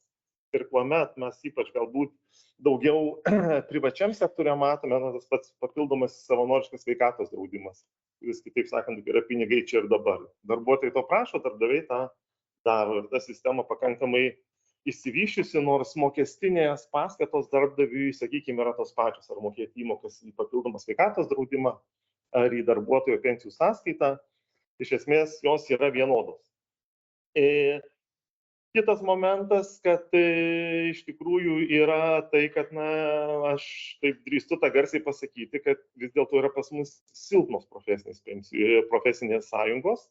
Ir ypač, kaip čia kartais girdisi dabar ir kritikos iš profesinių sąjungų vadovės, kuri ir šiandien buvo, kad kažkaip, sakyčiau, šneka tokiais terminais, afera yra, kad pensijų sistema ir taip toliau kaupimas ir panašiai. Aš sakyčiau, didžiausias nedadarimas iš, sakykime, profesinių sąjungų pusės yra tame, kad per visą 30 metų laikotarpį jos neišreikalavo, nesusitarė su darbdaviais, kad būtų sukurtas bent vienas profesinis pensijų fondas. Paimsiu kitą sritį, kur profesinės kaip čia sąjungos nėra, bet ten visi žmonės papildomai kaupia pensijai, tai yra IT sektorius. Ten kiekviena įmonė moka po 3, 5 ir daugiau procentų savo IT darbuotojams, nes reikia juos išlaikyti.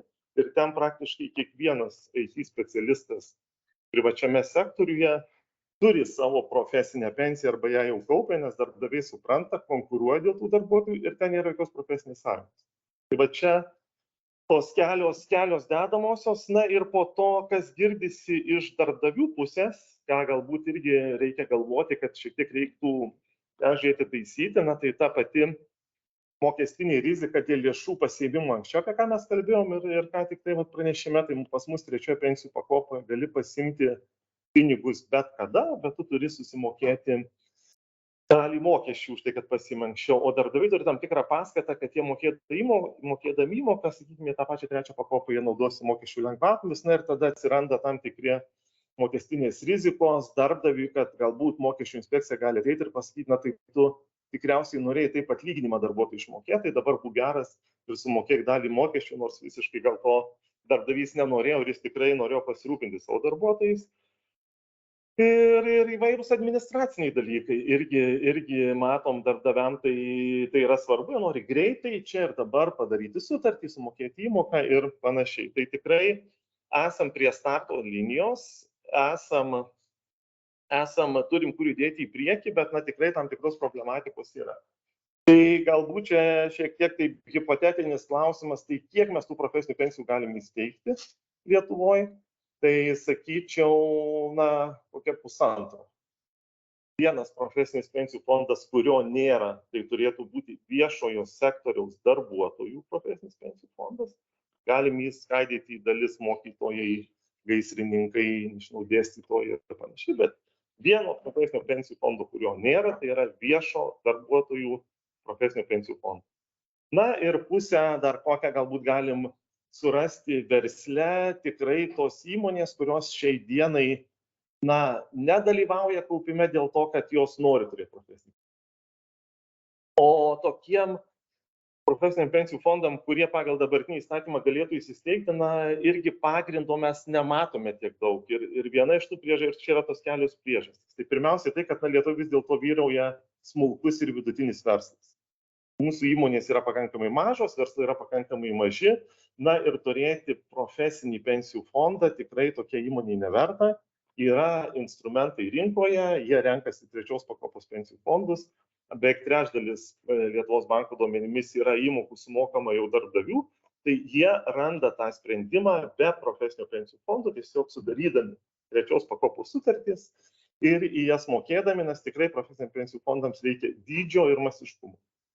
Čia vienas. Dar kartelį gal jau nekartosiu, bet tikrai profesinių sąjungos drįsčiau teikti yra tos, kurios nesiorientuoja į ilgalaikę finansinę gerovę savo dalyvių. Negirdėjau nei karto, kad šitai profesijai reikia įsteigti pensijų fondą, jų pensijos bus mažos mano narių ir aš noriu pradėti juos ginti. Galbūt kas esat girdėję, galėsit mane pataisyti ir man tiesiog priminti tai. Ir ta prasme, kad dabartiniai tie sprendimai, kaip ir sakau, tas privatus verslas, tas, kuris nori motyvuoti savo darbuotojus, jis tą daro su dabartinėmis paslaugomis. Bet tą girdžiu, kad tikrai tas dabartinės paslaugas šiek tiek reiktų tobulinti, bet trečios pakopos pensijų fondai tai galėtų būti tas pagrindas, ant kurio pagrindu mes galėtumėm statyti toliau arba pradėti statyti tą darbdavio įsitraukimą į darbuotojų pensijos kaupimą. Ir bandėm pasižiūrėti, kas iš tikrųjų, kokie tie pagrindiniai, sakykime, barjerai, tai tikrai pagal dabartinį įstatymą reikia labai daug administracinių dalykų.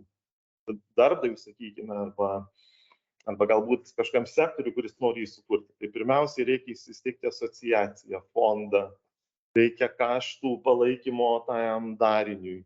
Kitas momentas tai būtų vėl nauja paslauga, naujas produktas rinkoje, jį kažkas turėtų pardavinėti, konsultuoti, patarti, įtikinti ir panašiai. Tai tiesiog, masiškumo tikėtis, kad staiga po 16 metų kažkas pasikeis, būtų gana sudėtinga ir tikrai reiktų galvoti, kaip išnaudoti galbūt esamus produktus ir esamas paslaugas šiek tiek jas reguliuojant, ir vėlgi referuosiu šiek tiek jau į buvusius kalbėtojus ir ką sakė Levenas, kad tikrai to, kaip padidinti tą pačią mūsų įmokų sumą, tas 1 euras iš darbuotojų, 1 euras iš darbdavio ir 1 euras iš valstybės viena ar kita forma, tai tikrai tų darbdavių įtraukimo galbūt rūktų, kad mes tą savo 3 plus 2 padvigubintume, apie ką šnekam, ir tikrai reikėtų tiek darbdavių įsitraukimo ir manau, kad be papildomų valstybės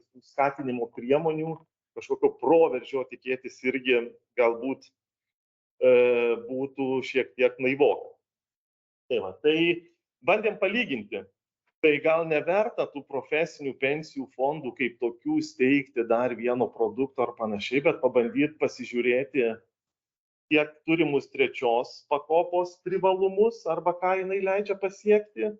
Ir kokie yra tie neįsteigtų profesinių pensijų fondų, bet galimi privalumai, kokie galėtų galbūt būtų kartu juos apjungiant ir bandant diskutuoti toliau. Tai greitai perbėgant trečia pensijų pakopa, tai kas sakyčiau yra gerai, kad įmokėtos įmokos yra darbuotojų nuosavybė. Darbuotojas jaučiasi saugus, žinau, čia yra jau mano. Tada galiu turėti vieną sutartį ir savo mokėti papildomai ir gali man mokėti mano darbdavys. Darbdavys dabar nebemoka, galbūt aš nebemoku, bet tai yra vienas kontraktas, kurį aš turiu. Kalbėjom apie besikeičiančias darbo formas, tas yra pas mus, galiu keisti darbdavį, sritį, taip toliau ir panašiai. Aš pasiimu savo sutartį, ją nusinešu pas kitą darbdavį ir sakau, tu, prašau man mokėti šitą mano sutartį. Tai tikrai to lankstumo yra ir tą, manau, reiktų išlaikyti, kas duotų patrauklumą darbuotojams, vis daugiau, sakykime, irgi galvoti, galbūt ir reikalauti to kaupimo. Galimybė keisti strategijas pensijų fondų valdytojus. Neturiu kažkokio vieno profesinio pensijų fondo su vienu parinktu valdytoju, o tiesiog turiu galimybę rinktis iš rinkoje siūlomų 6 dabar rinkos dalyvių ir jų siūlomų strategijų. Lankstumas. Su lankstumu reikia nepersistengti, kaip girdėjom, bet tikrai yra, šiai dienai jo yra. Ir tiesiog tie, kas darbdaviai, kurie, ką mes matom rinkoje, kokias jie programas, sakykime, daro, tai jie vis tam populiariau, kaip jie bando ir savo darbuotojus skatinti prisidėti. Tai, pavyzdžiui, matom, sako, aš sudarysiu 3 pakopos pensijų kaupimo sutartį už tą verslo įmonę, bet jeigu 2 prisidės darbuotojas, tik tada aš prisidėsiu 2. Jeigu tu prisidėsi, tada ir aš. Kiti sako, aš 3 prisidėsiu, 4, 5. Bet yra tokių, kurie sako, aš prisidėsiu tik tuo atveju, kai prisidėsi ir tu pats.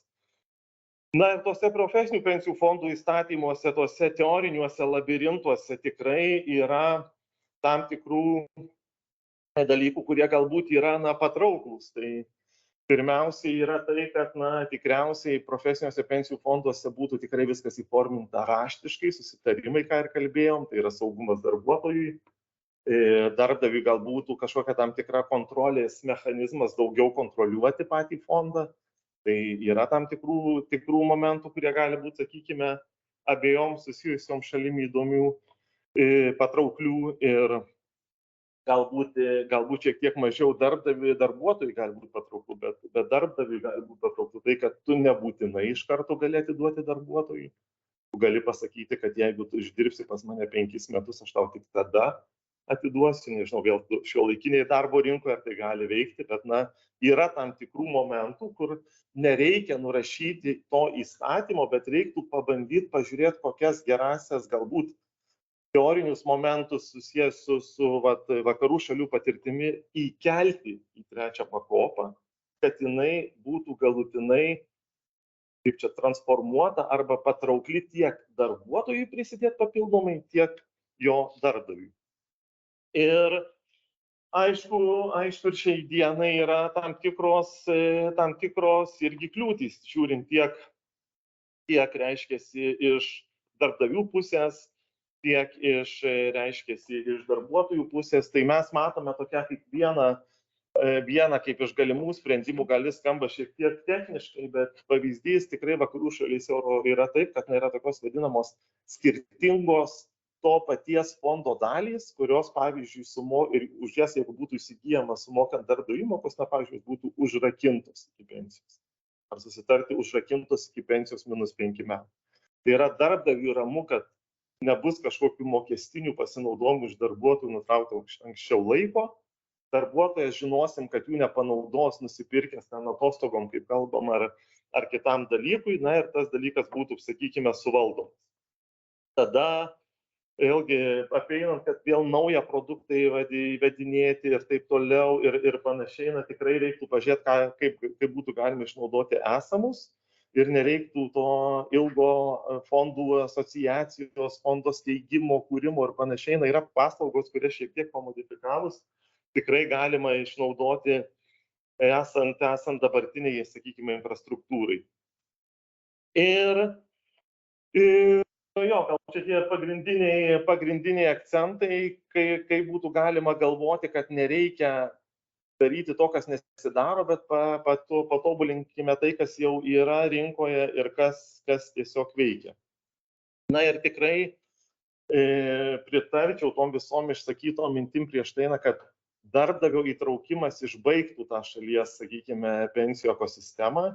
Kalbant, 3 prisideda dabar darbuotojas, pavyzdys 1,5 prisideda valstybė nuo vidutinio atlyginimo, sakykime, yra teisinga, na, iš paties darbdavio pusės mes neturime nei kiek, ne? Tada vėlgi toks tas dalykas, aišku, visuomeniai padėtų dirbantiesiems tą sumažinti finansinį spaudimą, tikrai pakeitimo normas galėtumėm turėti tikrai didesnės. Na ir jeigu, kaip ir visi kalbėjom iki šiol, kad jeigu būtų tos 3 šalys, tos 3 suinteresuotos pusės, tie stakeholder, angliškas terminas, na, valstybė, darbuotojas, darbdavys susitartų ir visi prisidėtų, tai tikrai padidintų ir mūsų pensijų sistemos tvarumą. Tai trumpai prie išvadų, ką ir pasakiau, tai tikrai, kad tikrai nuo ta mūsų kaupimo tradicija arba ta mūsų kaupimo kultūra, apie ką mes kalbėjom, iš tikrųjų dar yra pakankamai besiformuojanti, sakykime taip. Ir tikrai tai neskatina, kad profesiniai pensijų fondai atsirastų.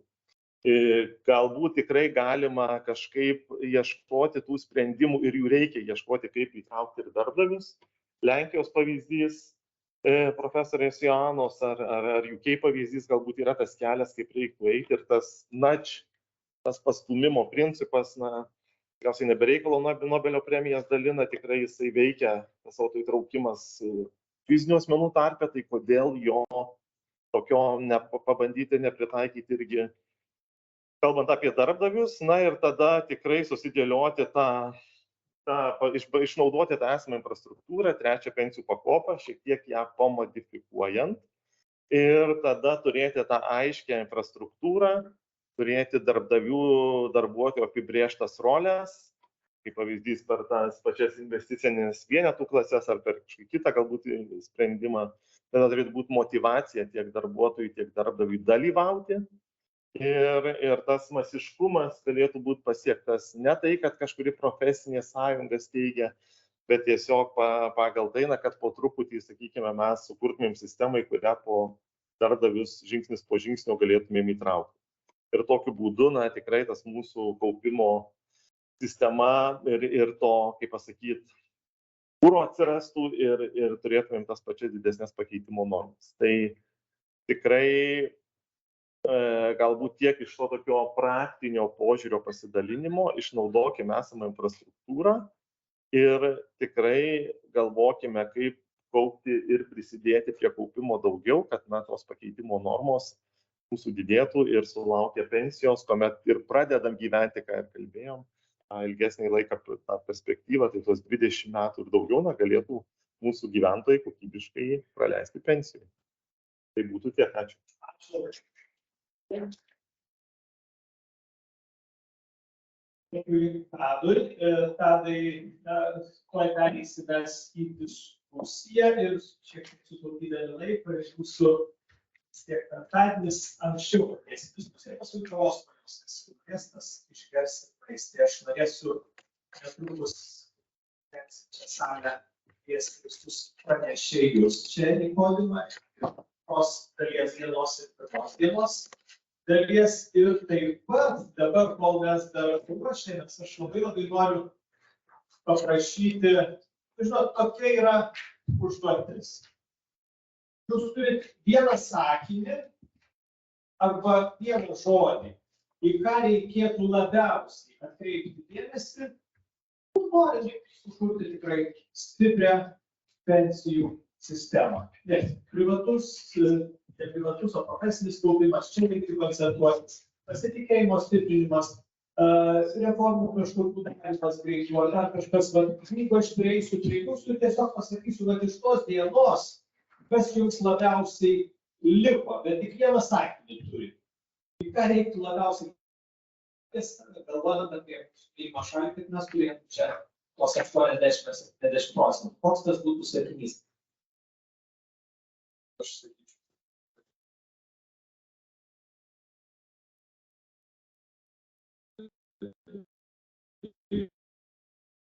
Taip,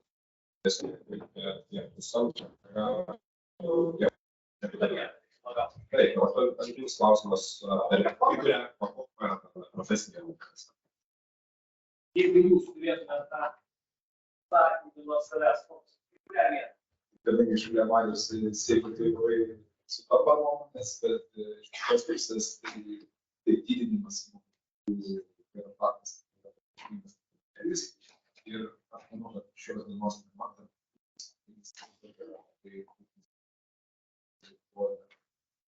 intensyviai nesvarstymos temos.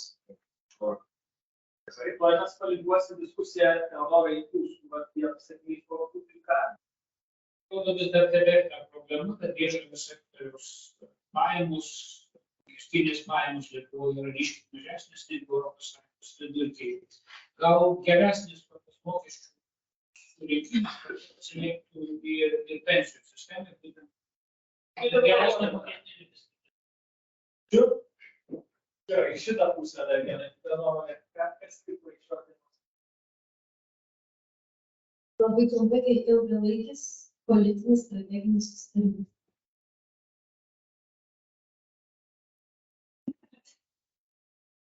Tai strateginis keliukas, kas jūsų galvoja kažkokį dieną?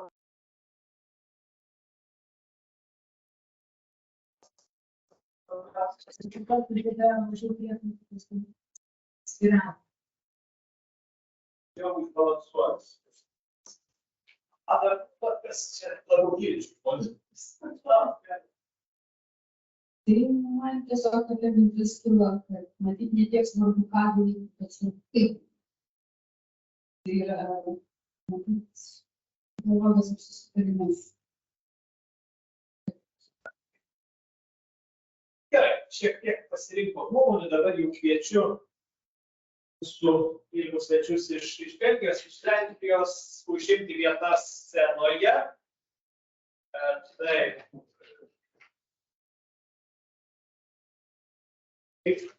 Taip, tuoj viskas išsirašęs, tada Simonas, tada mūsų kolegės iš Estijos, Augės Promistauja, Merlės Sumil Landemarė, iš Socialinių, iš Finansų ministerijos, prašau, labai įdomus Estijos patirtis, ypač čia su paskutiniais tais sprendimais pasiklausyti, kaip jie čia suveikė ir pasiteisino, ar ne tie išleidimai ir atrakinimai. Ir dar mums trūksta Tado, galvoju, kad dar Tadai tada jūkitės ir jūs.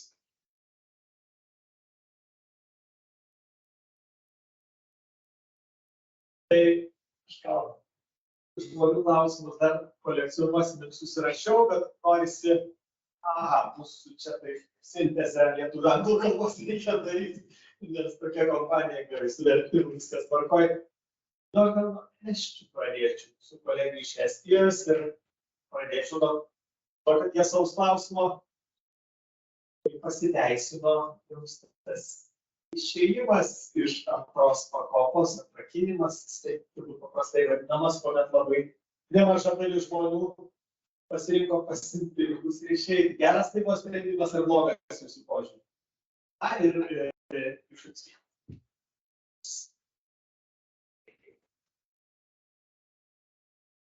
Thank you.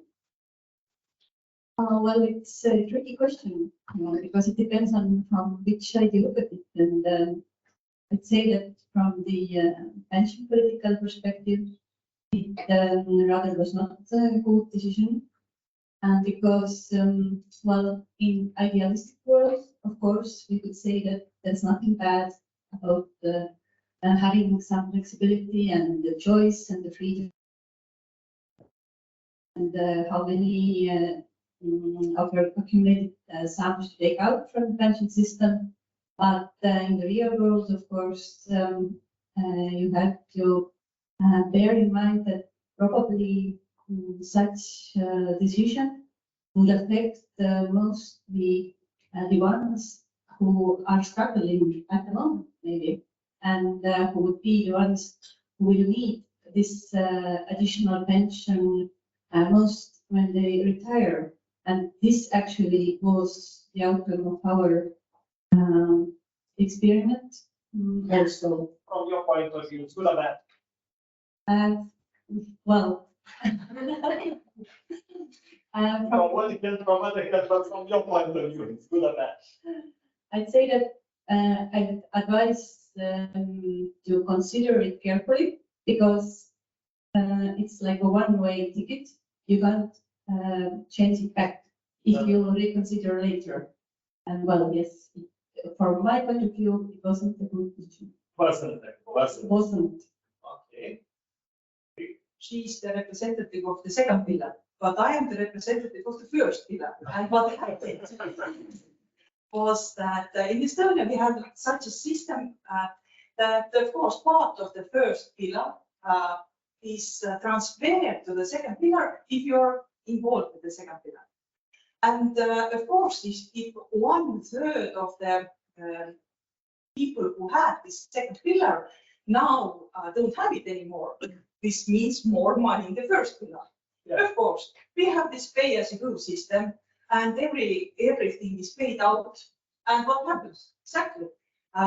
About 30 years, when these persons, or 20 years, these persons who go to the pension, they don't have money anymore. And the first pillar is also smaller, and then they have problem. In this moment, first pillar is quite a good situation. We have lots of money now in our system. So it's a tricky question, but of course we know that at the end there will be power.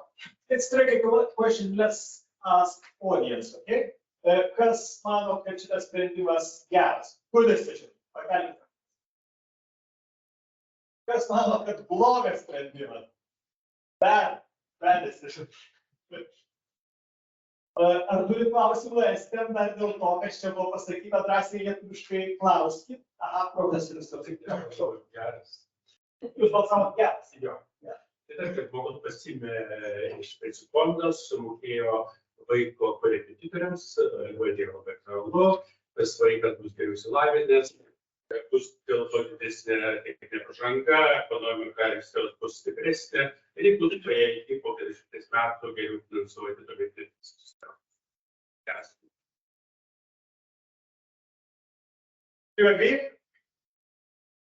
Well, of course, educating our children is important, but it would benefit also in your pensions. I'm not sure. I think in Estonia, they also argued that we will have more children then because there is less financial burden and, then the persons are more relaxed and they can don't have to worry so much about the finances and so on. Of course, the contribution rate is only 2%, so it's arguable. And also the other what was said was that okay, they can then repay their loans and they can invest by themselves and all those like good goals to have if you have more money. But unfortunately, the situation after the withdrawals was not exactly that. And actually, for investments, approximately 4 times less money was used. And also, with the loans, we saw that many of those who, well, even if they at first paid the loans off, they just took the new ones later. So the effect wasn't quite as it was expected. Let me ask distinguished professor speakers, Estonia, did that from your point of view? That was not from this side. Panel. I knew I could have sit there and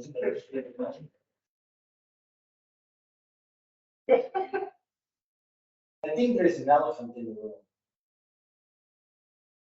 Actually, what happened in Estonia is actually a fundamental question and actually refers to what the professor said.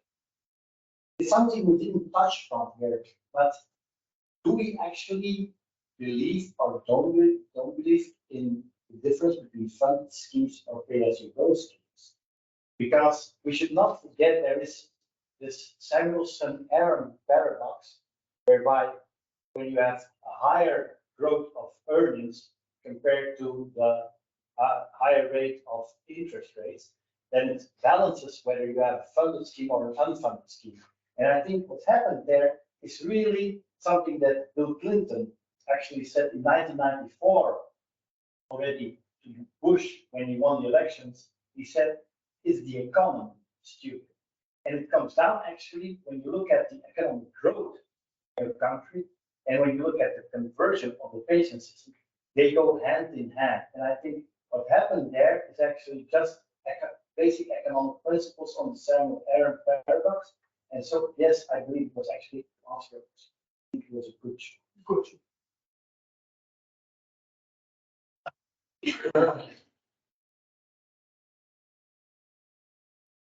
And I only would like to add 2 sentences.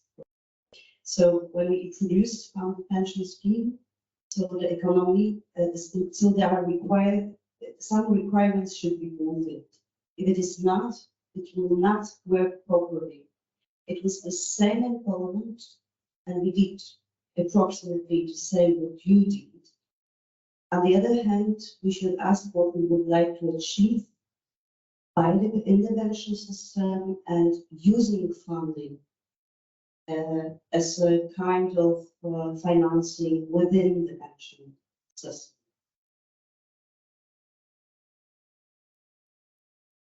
I would paraphrase Chinese leader Deng Xiaoping. He said, it doesn't matter what color the cat has, as long as it catches mice.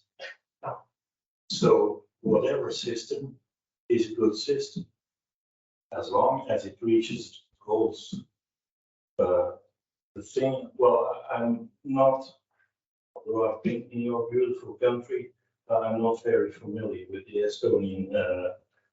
I looked upon reports made by the World Bank on Estonia, but it is the same question in a number of other countries. Is the economic growth, well, you put aside money that you could use for other purposes. So what is the most productive use of the money? And there I join a little bit what Yves said. So it is also the stage of the economy you're in that is going to dictate it. So if it's good,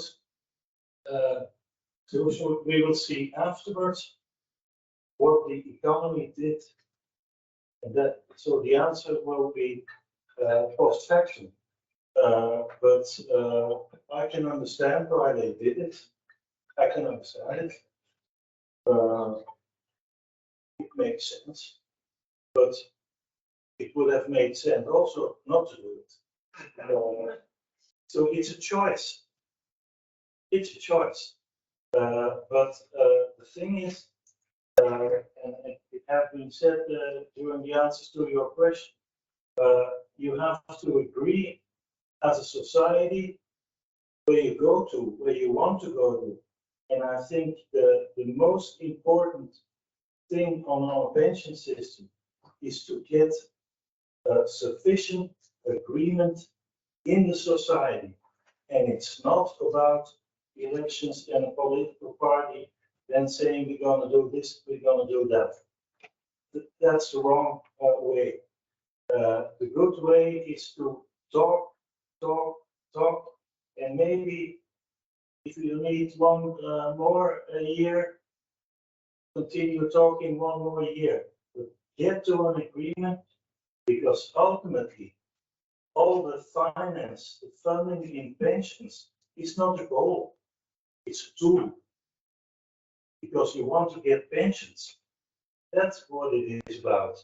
It's income. And don't forget, income is also spending. Those retirees that get a pension from the state or from a funded system, they spend the money. And that's all income. That's the So it's a very complex thing that low pensions is really bad for an economy. Really bad. So one way or another, how do you get there? Thank you. Simonai, galima jūsų to paties klausimo paklausti. Estų sprendimas labiau teigiamas? Na, kaimyno, čia kaimyno tik gerai, galima kalbėti, bet aš tikrai negalėčiau labiau sutikti su pasakytom mintim, kad visų pirma mes turime sutarti, kokį mes tikslą turime. Ne? Ir tada vertinti sprendimus ar priemonės, ar tos sprendimai ir priemonės jos veda link tikslo, ar jos veda į priešingą pusę, ar apskritai jos jau mažai veikia šį tikslą. Ir tai turėtų būti pagrindinis vertinimo kriterijus. Nes jeigu mes Lietuvoje sakome, kad keitimo norma yra pakankamai žema, jinai tinka vakarų šalių lygio, reikėtų galvoti, kaip jie didinti, tai tuomet vėlgi, kaip ir buvo minėta, galima pensijų sistemą stiprinti, galima kaupimo sistemą stiprinti, bet negalima sakyti, kad galbūt nereikia antrosios pakopos, ar nereikia kaupimo sistemos ir nepasiūlyti realios alternatyvos, kaip mes tą pakeitimo normą padidinsime ateityje. Tai šiuo aspektu, man atrodo, Estijos tas sprendimas gal nebuvo tas pilnai pagrįstas, nes tai buvo dalinis sprendimas, leisti atsimti lėšas, bet alternatyvos, kaip spręsti, kad pakeitimo norma turės dar galbūt net mažesnė yra negu Lietuvoje šiuo metu, kaip negalėtų augti ir kaip negalėtų augti po 3 dešimtmečių, o turbūt nebuvo pasiūlyta. Tai šia prasme turbūt buvo pats efektyviausias sprendimas. Gerai, mes pradėjome nuo Estijos, bet grįžkim į Lietuvą. Čia Lietuvoje taip pat yra aktyviai diskutuojama, ką daryti su kaupimu, ką daryti su pensijų sistema. Ir vienas iš pasiūlymų, kurį pasiūlė Lietuvos Respublikos prezidentas, yra ir daugiau Seime panašių pasiūlymų. Vieni radikalesni, kiti mažiau radikalūs, yra leisti atsimti 25% antroj pakopoj lėšų. Tam tikromis sąlygomis turbūt, ten nemačiau dar įstatymo projektų, nėra? Nėra. Kada dar kaip sakot, nėra kažkokių net sąlygų. Gerai, tai čia, kadangi nėra projekto, tai mes taip, kaip tai iš politinio pareiškimo kalbam, kad 25% turėtų sustiprinti sistemą, kad didinti žmonių pasitikėjimą kaupimu, bent tokie baziniai argumentai. Ar tai tikrai sustiprintų sistemą, jūsų požiūriu, sustiprintų pasitikėjimas sistema, jeigu mes leidžiam dalį pinigų, suėjus tam tikram terminui, ten amžiui? Bet kada, sakau, kadangi dar taip iš politinių tų pozicijų, bet kada pasiimti. Gal nuo mūsų svečių iš užsienio dar porą įspūdis. Šitas sprendimas, jūsų nuomonė, reikalingas, ar jis padėtų sustiprinti sistemą, ar kaip tik ją silpnintų? Okay. Thank you. At the beginning, I said that every country has its own pension identity. And so this is typically something that is double-edged. Because when in most countries you would say you can withdraw 25% of your pension plan without any conditions apparently, I think most pension specialists would say this is really a bad idea. This is really a bad idea. Because actually then you're not talking about pensions, you're talking about savings. And in a savings account, in a bank account, then it's your own property, you can do as you like and you can do as you please. But if you, and again from the pension perspective, if you can reduce your own pension amount, then later on you might have difficulties both on the poverty level in retirement and you might have problems with income replacement ratio. So that from a pension perspective, most pension specialists will say this is a bad idea. You would not go that way. But you also have another vision, that is to say that if you look at pensions from a savings point of view, if you consider pensions to be savings, then in your identity, then you will say, well, yeah, that's how we look at pensions. But a lot of people will not call them pensions because they will say it's more or less like a savings account. So we're actually talking here really about something Steven touched upon. How do you define a pension? If you define a pension as being something in a private bank account, whereby you're free to go and to go in and out, fine. But then you have to bear the consequences, because then you're actually talking about property, you're talking about individual accounts, and then you have to ask the question, of course, does the government has to fiscally subsidize such a system? Do you want the state to support such a system if it's on a fully individual basis? I cannot answer it, but I think it's a worth question towards the Lithuanian public then. What do you consider to be a pension? I'm going to give you an example. In Belgium, we have a third pillar, and it's like a savings account. There is no early withdrawal, but a lot of pension specialists are agreed on one thing: we should not call it a pension. It's just like a savings account. And although it's fiscally subsidized, in 2014, I wrote a book with some of the colleagues saying that we should abolish the third pillar entirely and put the money in the second pillar. Because it's not about savings in Belgium, it's about pensions. So it's a double-edged answer. I'm sorry. Someone disagrees with Professor, maybe some has other point of view and supporting that initiative. One to this. Okay. Let's continue. Well, it seems like a desperate way to solve a short-term trust issue at the cost of a long-term major trust issue. Because you're probably saying that this is necessary for a pension system. We need to have this. People will trust the system more than 20 years. It will turn out it's all a lie because pensions will not be higher because people took money out. People are notoriously good at making bad financial decisions in the long run. So if you make your pension decision or your pension system dependent on each individual taking the right decision with this long-term interest in mind, it will completely go wrong. And that's what you do. You open the door to make bad decisions and you promote it as being a solution for your pension system. And 20 years later, they will all say, somebody fooled us. They fooled themselves by taking out the money, but they will blame the government because the government made it possible to take bad decisions. So I think it's a very bad, or it would be a very bad. If we go now to the street and ask ordinary people, it's good or bad? Yeah. 90% say it's very good. Yeah, is it the argument or not? Well, yeah. In a democracy, I should say that's. But that's a tricky thing with a democracy. But the point is, you don't get elected just to do what a random majority at a certain moment says, but to have the best interest of the country and the population in mind, which is a very difficult balance.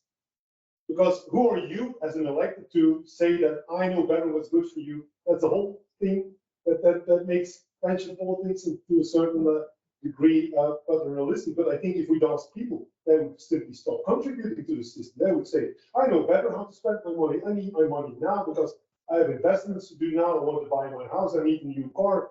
In the future, it's not my problem now. So give me the possibility even not to contribute at all.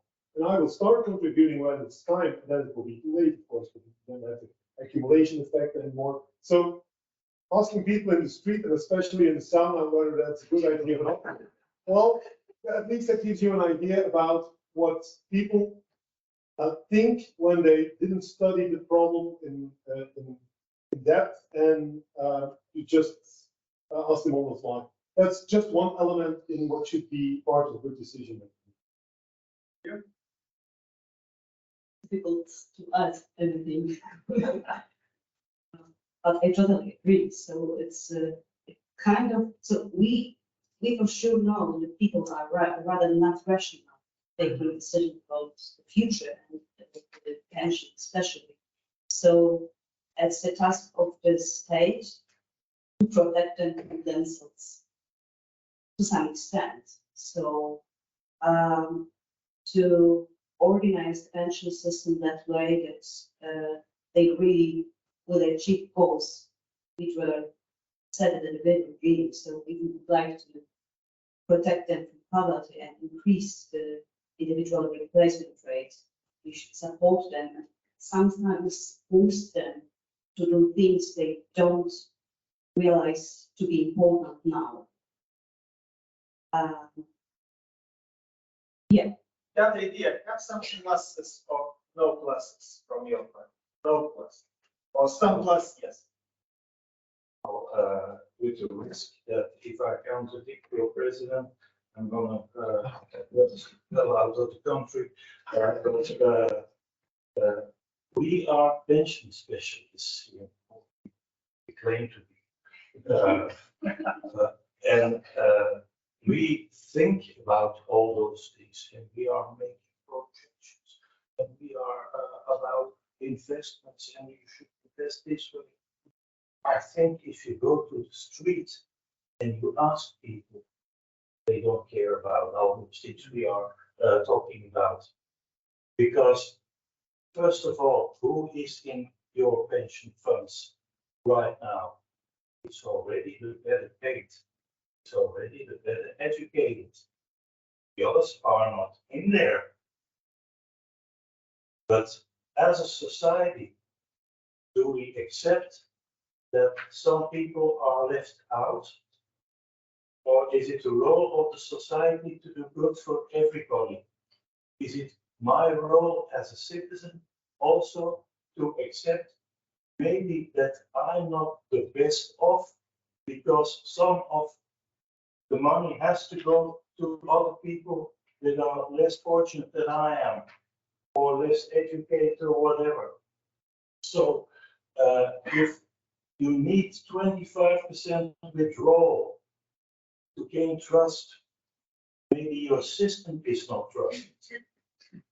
So it's not about 25%, that is the thing you have to think about. It's about the system that you have to think about. And how can you build more confidence in the system? And you're not going to solve it with 25% withdrawal, you will make it worse, of course, because on long term it gets worse. So the challenge is not thinking with withdrawals, etc., can be build trust, because you will not build trust, you will build distrust by doing it. Add distrust to the already distrusted system. Okay. Let me just small secret tell you. From your left, former president advisor for economy, the famous president advisor, Simonas, and he supported this idea. Yes, Simon.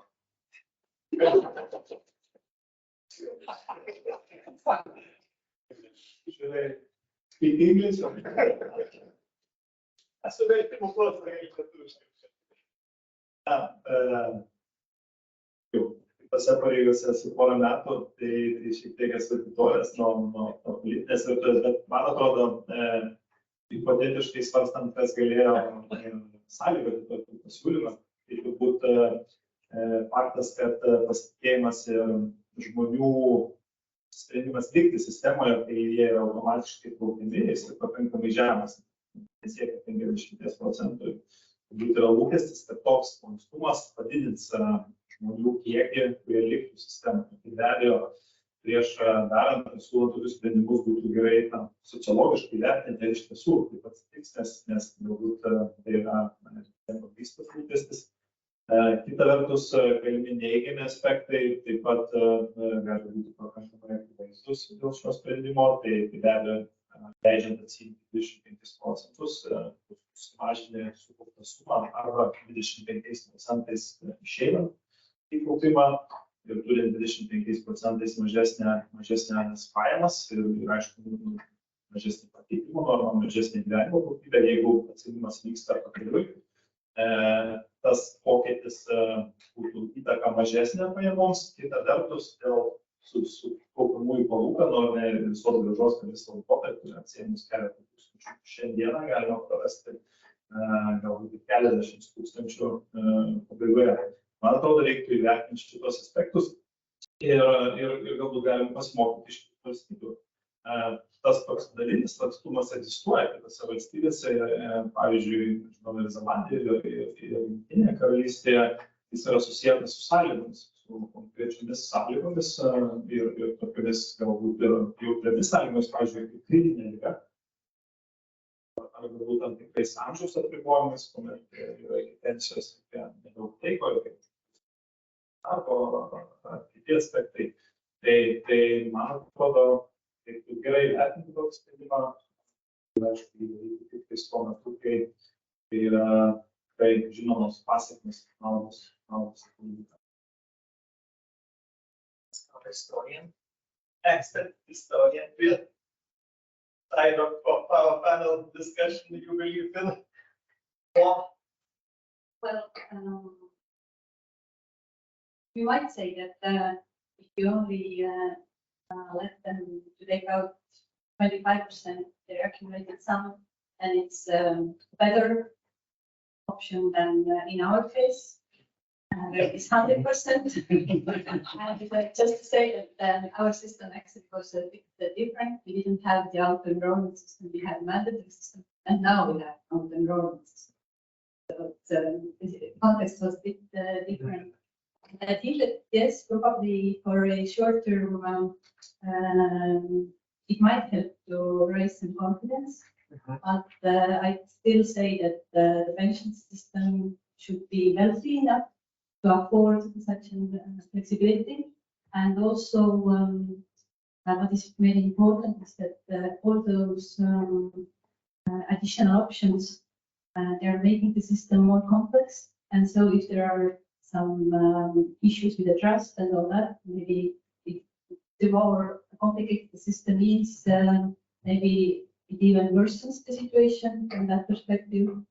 At least this is what we have seen in our case, that we have so many options and so flexible system, and it is so complex that no one knows how it works actually.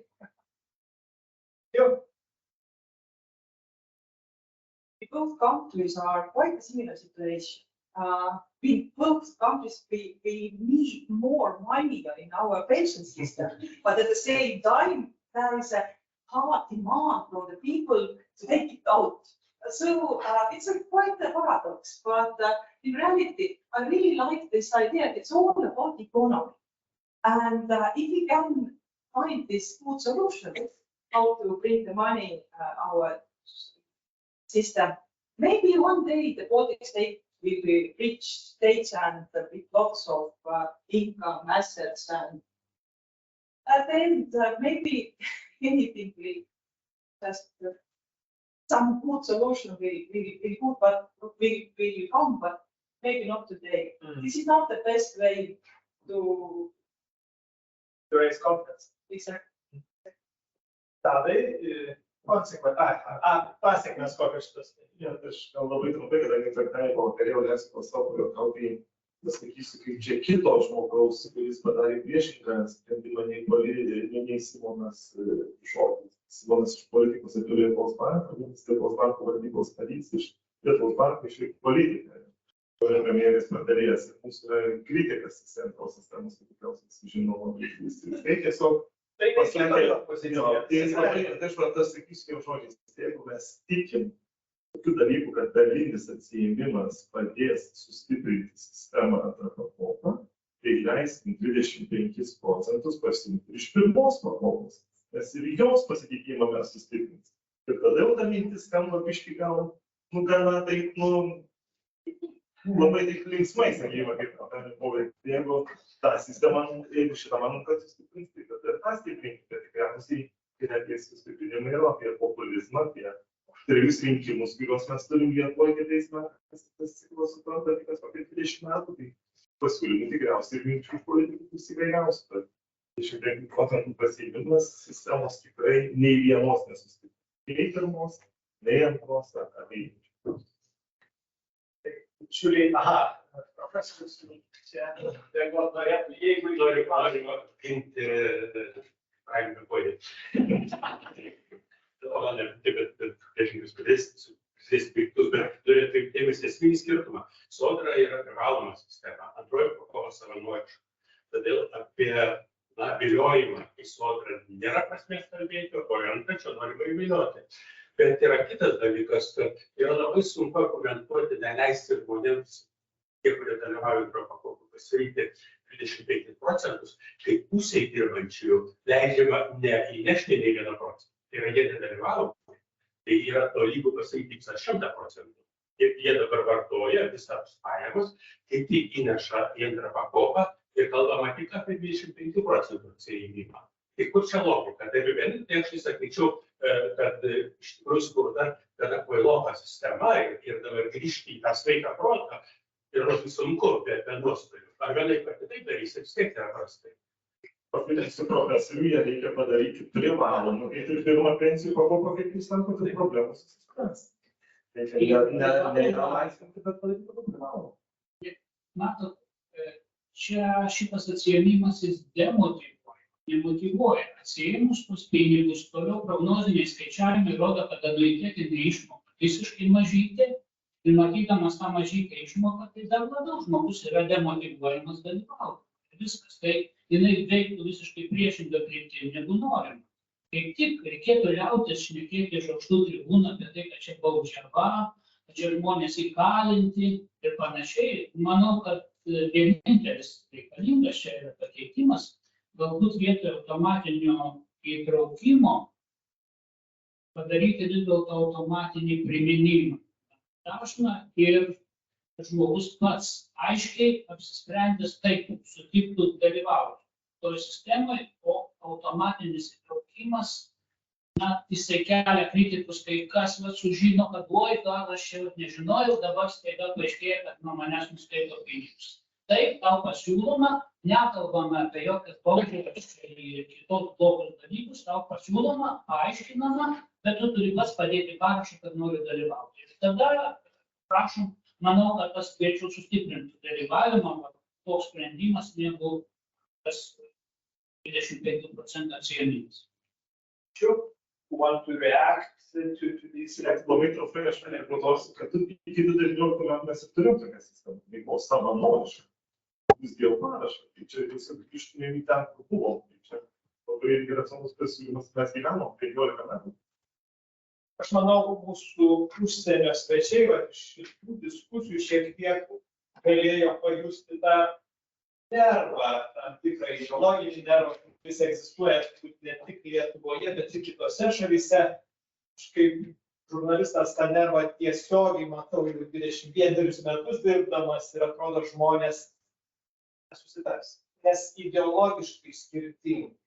Vieni iš tokios žmogaus laisvės teisių, per kiti iš valstybės perspektyvos, tokio rūpesčio, iš kažkokios perspektyvos. Mano klausimas jums. Susodinti ir susitarti dėl to, kokia turėtų būti mūsų pensijų sistema. Įmanoma socialdemokratas su liberalu, ir, nežinau, nacionalistas, socialistas, ar skirtingus tos.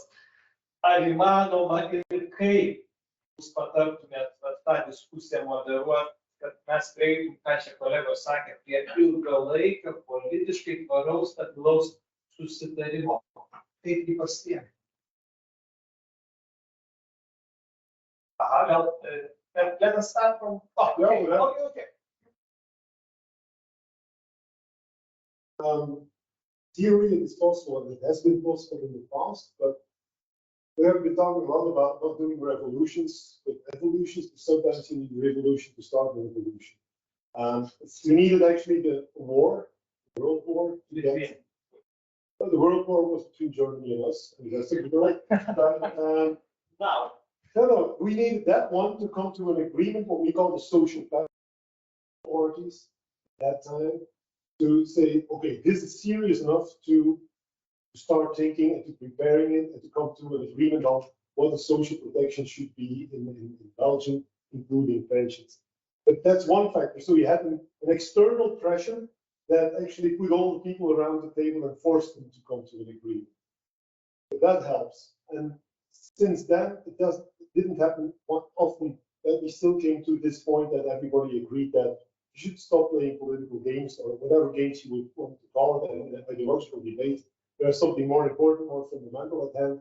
The whole of society, we should now, also employers and employees should set a part of the discussions aside and come to a certain agreement. So that helps if you have an external pressure to do so. If the pressure just comes from within, it's the one who makes a problem of something who is going to define the constraints of the problem. And he's going to define what the problem should be and also what the solution should be. So ever since you have, if you ask the socialists what the problem is and the solutions are, you come to another definition of the problem and other solutions, and you ask the Christian Democrats as the liberals. But this, I think this external pressure made them stop that kind of game, and that's one thing. Secondly, we need a democracy with not too many parties. Because we have a complete fragmentation of political parties in Belgium, and the kind of agreements we were still able to make in the 90s are actually not possible anymore. Up until the 90s, my own homebrew amateuristic political analysis in Belgium.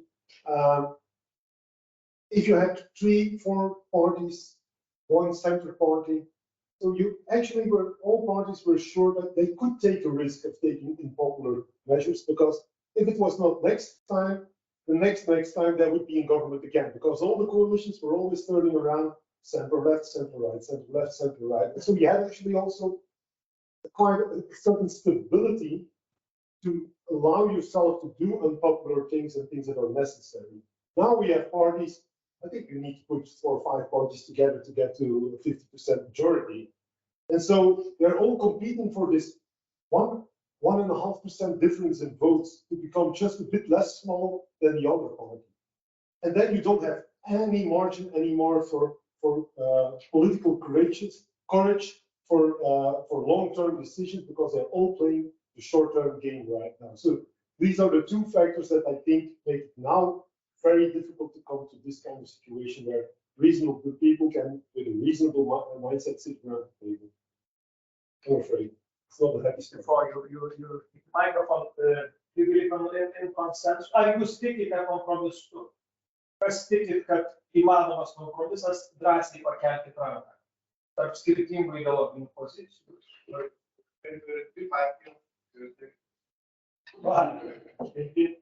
Išverčia. Kas netinka, iš principo, neįmanoma visą laiką, mes šimtmečius čia varsimės, nieko čia nebus tokio, kaip, nežinau, Lietuvoje dėl gynybos sutarus, ir turi tokį mažiau varas vietą, kažkokius įsitarimus. Neįmanoma su pensijom kažką tokio su pensijų sistema pasiekti. Kaip ne šienas. Gerai. Lietuva turės 3 rinkimus kitą metą, čia kad užsienio mūsų svečiai žinotų, Europos parlamentos, Seimo ir parlamento ir prezidento.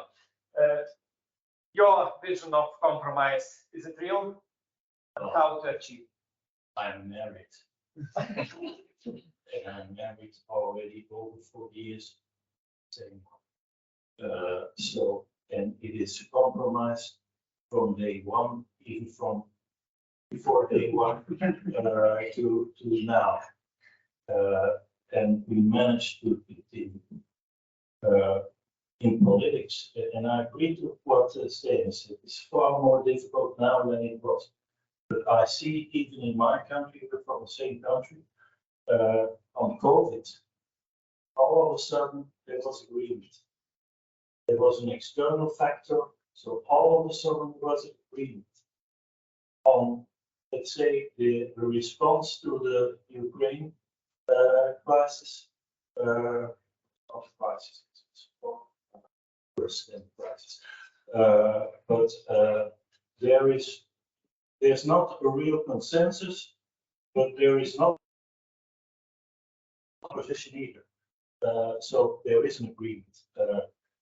So it means that at some moments in politics, you can still come to an agreement. Now on pensions, as long as your system is performing, it is difficult to get to agreements to reform it. I fear that we'll get to an agreement when the system is no longer performing well. But I hope it will never come to that, that we will never come so far. You're in Lithuania here in a completely different stage of development. So don't understand me wrong, don't understand what I'm not saying. Your revolution was later than our revolution. And you start rebuilding later. But I was part of those discussions with World Bank in some countries, so I sat sometimes at the table when the World Bank was talking to the government. And I have to say that still now I am disgusted how it went. Because it was like, you have to do this, you have to do that. And the international institutions came with an ideological agenda. They didn't come with what is best for society. I'm rather, I know what I'm saying is hard, but I mean every word that I'm saying. And the crisis was so deep at that moment, and you came out of the system that was like controlled from above, and you could not speak out freely in the old system. And then all of a sudden, you have, as a country, to make this and to make decisions with everybody around the table and get to a consensus. The conditions to do it were not there. That's what I observed as a sort of external observer to what happened and being part of some of those negotiations. So it's only now, we are, let's say 20 years, 30 years in some countries later, that the conditions are there that you can do it. But you have the system in the meantime. And that makes it so difficult. It makes it far more difficult than in a lot of other countries to do reforms. So that's, well, but you have to do it. And that's why this is my conviction that it's like in marriage, like in everywhere, in whatever happens, when people are coming together, it's not my idea. I believe my idea is the best idea, but it doesn't mean that he or her believes that my idea is the best idea. We have to come together and compromise and understand each other's position. And why do we have to do it? We have to do it for the society. And I know this is like a priest preaching the word, and I don't want to do it. But I really believe that powers in society, and powers in society are political parties, but often not only political parties. What we call the middle field. So you have employees, you have unions, and you have to do it far from the cameras, far from the press, but you have to sit together and come to a compromise. And then you have to include bright people of your society that have to bring the materials for it. Because going into the street and asking or in the sauna, that's not a good way forward, I think. That's populist. And decisions on pensions are, and on the social protection system and on the economy are far too important to leave it to short-term populism. Here,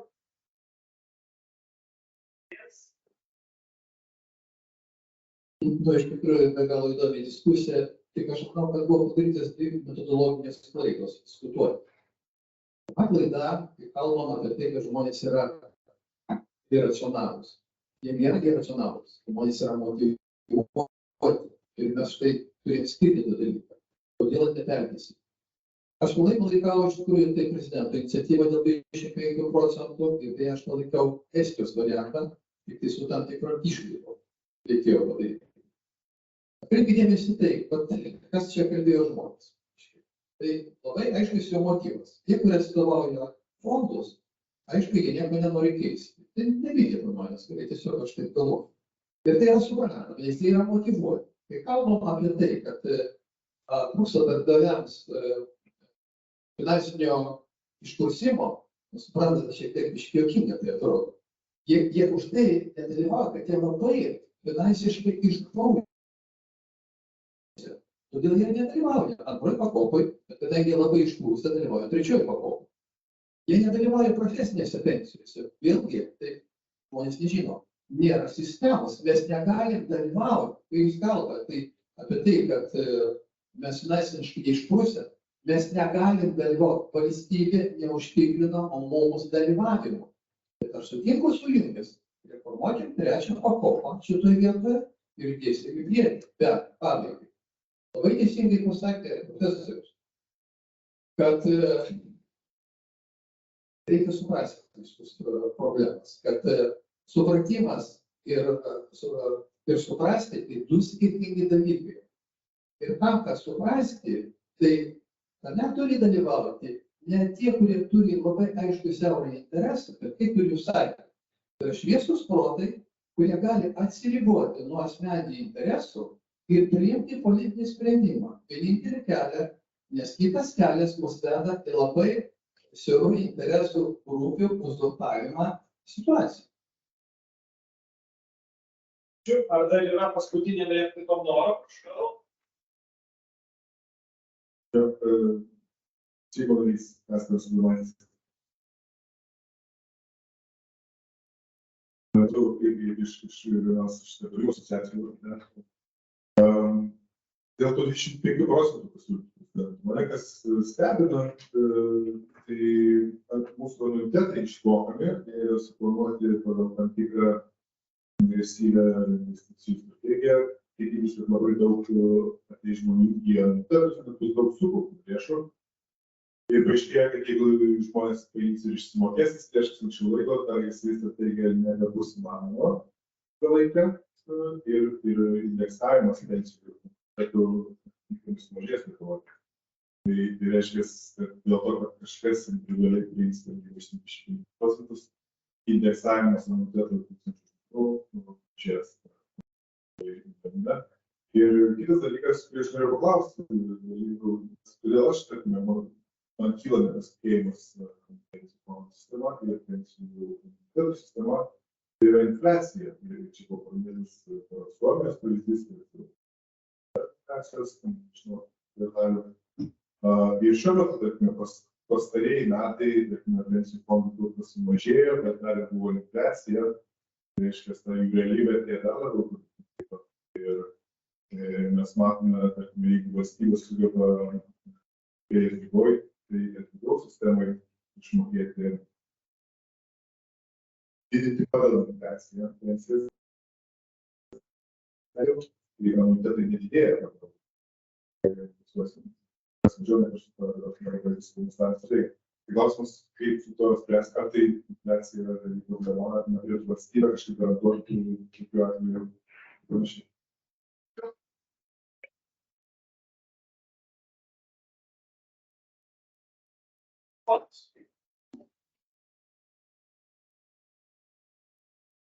Thank you.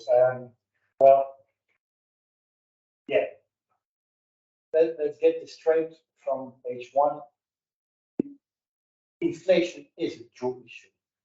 It is a real issue. Because when you're in a funded scheme and you have to project on a certain discount rate how much money you need to pay out annuities, and you have to do that at a certain coverage rate, then of course you need to be able to find products that take up your inflation ratio. And that's something, a problem we see all over Europe now, that it's difficult to find such products with the high inflation going on. So it is a true problem. And then, of course, what we see actually that when you want to have stable system. Best system actually to avoid the problems with inflation is actually pay as you go. Because in a pay as you go system, there your growth of earnings is equal to your growth of inflation over a period of 1 or 2 or 3 years, even if you don't have an index remuneration system. That's plain economics. But of course, when you have a low inflation ratio and you have rather high rates of return of investment, your coverage rate can go down, but your discount rate can go up. So that's a permanent issue when you talk about funded or unfunded schemes. And I think that's a matter of risk sharing. Where do you want to put the risk, on whom, at what moment? And then, of course, you have the problem that if you have an obligatory retirement moment, it might well be that you have to retire at a certain moment when the funds are down. So there are problems with your withdrawal. So I fully agree that inflation is a high risk in all pension systems of all types. That's one of the reasons I think we should really have funded and unfunded systems mixed, because only in a real pay as you go, you can really cover the inflation risk when it goes up with a peak. Or at least in theory. Yeah, because we skipped now in the last decades all smoothing mechanism. We say we have to go to individual capitalization. I think this is an inferior model to collective capitalization, to collective funding, where you use smoothing. It doesn't mean that you don't put it on individual accounts. No, but you put also smoothing mechanisms, but it goes against the whole thinking of today, the neoliberal thinking that all has to be measured on market rates and so on. I don't agree to it. I think it's an inferior system because if you can smoothen over the cycles, maybe 10 years, then if the Dutch today would look at their system, all the Dutch systems are funded again, and they were unfunded a couple of years ago. Did the system change? Did the assets change? Did the way the assets are invested change? No, it's only the discount rate that was changed. Because they take a market discount rate. This is stupidity. But it's so stupid that we don't, well, it's like a religion that you use market rates. You don't think about it. You don't question it. So if you question it like I'm doing now, I'm like, well, put against the wall and they will fire and say such a stupid guy. But if you really think about it, and I'm not questioning, I'm going for a funded system. I'm not questioning the funded system, but I would like to have like smoothing mechanisms in the funding system. But this is a very theoretical thing I'm saying now, and it's not a solution for your system. But it's a critic on the general thinking of today. While we didn't do it in the past, and maybe we should go, yeah, it always goes like this. The thinking, we should go more to, well, collective funding rather than individual funding. But this was a pure academical thing. I don't say it when I'm sitting in the board of a pension fund in Belgium. Okay, tai mes jau link pabaigos judame. Taip, ne? Gerai, pabaigai apibendrinant mūsų šią diskusiją, gal aš tokį, na, pasvajojimo penktadienio popietę klausimą užduosiu. Čia nusileidžia burtininkas ir paduoda į jūsų rankas burtų lazdelę. Ir pasako, kad jūs turit galimybę vieną dalyką, kalbant apie pensijas, pensijų sistemų stabilumą, tvarumą, pasitikėjimą, dydį. Tu čia visus tos, kur mes diskutavom, profesinius fondus, bet ką. Vieną dalyką pakeis šiandien. Bet tik vieną. Koks tai būtų dalykas? Mes reiktų užbaigti apie ką yra šitą temą, dabar dar dalių prisidėjimų. Tikriausiai vienas dalykas, jeigu bendra dalių prisidėtų 3% nuo būtų atlyginimo, tada tas kokiais prisideda 3, tada bus antro šalies vidutinio, kad mūsų sistema būtų. Profesinių elementą jūs sukurtumėt, jeigu jūsų valia šiam būtų. With magic wand, I should like to have more children. More children. More children, because this is the solution of our situation. That is the result. Exactly. The result of economy and demography. Well, I just remember my university teacher saying that demography is the mother of social problems. And if children are not enough, then maybe we are talking about financial literacy or pension literacy, but I even wouldn't wish to improve this one, because in many cases there is not a problem in the literacy, but rather in behavior, because we might know what is a good decision or how to act, but somehow we don't want to do it. So I wish to have her population the ability to act so that it would be in their best interest in long run, but also so that it wouldn't make them too unhappy at the moment. Simonai, jūsų būtų paselė rankose būtų. Man atrodo, pirmiausia, reikėtų pradėti nuo tikslo sutarimų, ko mes siekime, nes galbūt vienas iš atsakymų, kad viskas yra gerai, užtenka, kad 25% pakeitimų normos, kaip yra jungtinėse valstybėse, kitos tikslą. Ir galbūt nieko nereikia keistis. Bet aš tai nemanau asmeniškai, aš manau, kad mes tikrai turėtume žengti tą žingsnį ir turėti vakarietiškų lygio pensijas, vakarietiškų normas. Ir pirmiausia, reikia sutarti dėl šio tikslo ir be abejo turėti aiškų konkretų planą, realų planą, kaip tą pasiekti. Atrodo, Rooseveltas yra pasakęs, kad jeigu turi viziją, pusę kelio yra jau nueiti. Man atrodo, pirmiausia, reikės pradėti nuo aiškios vizijos ir be abejo paremtos konkrečių planų. Paminėta, kad rinkimai yra daug iššūkių ir populizmo, bet kartu, man atrodo, tai yra galimybių metas kelti tokias idėjas, diskutuoti su visuomenė ir galbūt pasiekti tą sutarimą.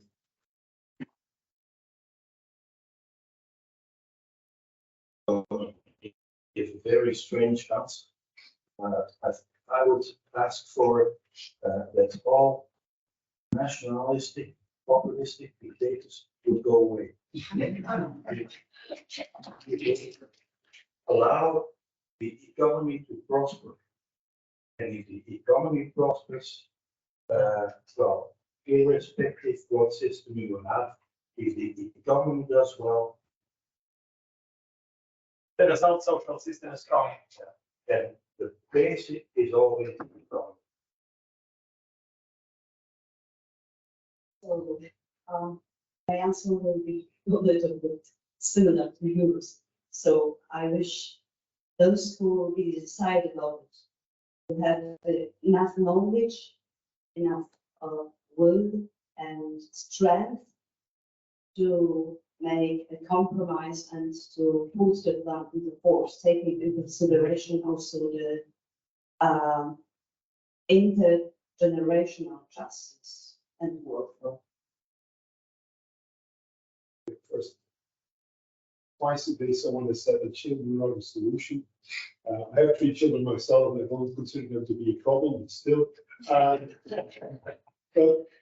But no country with any policy ever managed to increase the productivity rate in a structural way. So forget about it.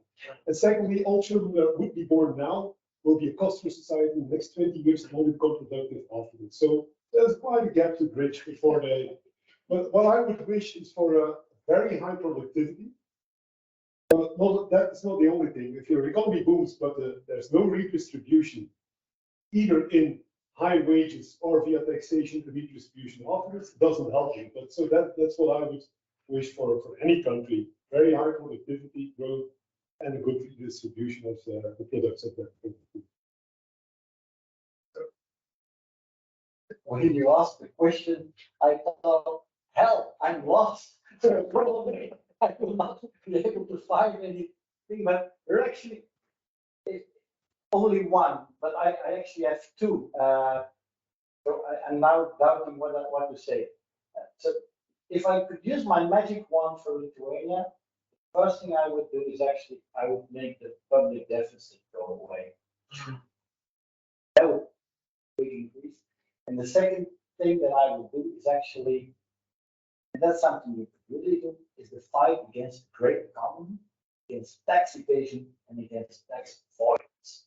Because if 20% of your economy is gray, ladies and gentlemen, you might have a problem that's far bigger than pensions.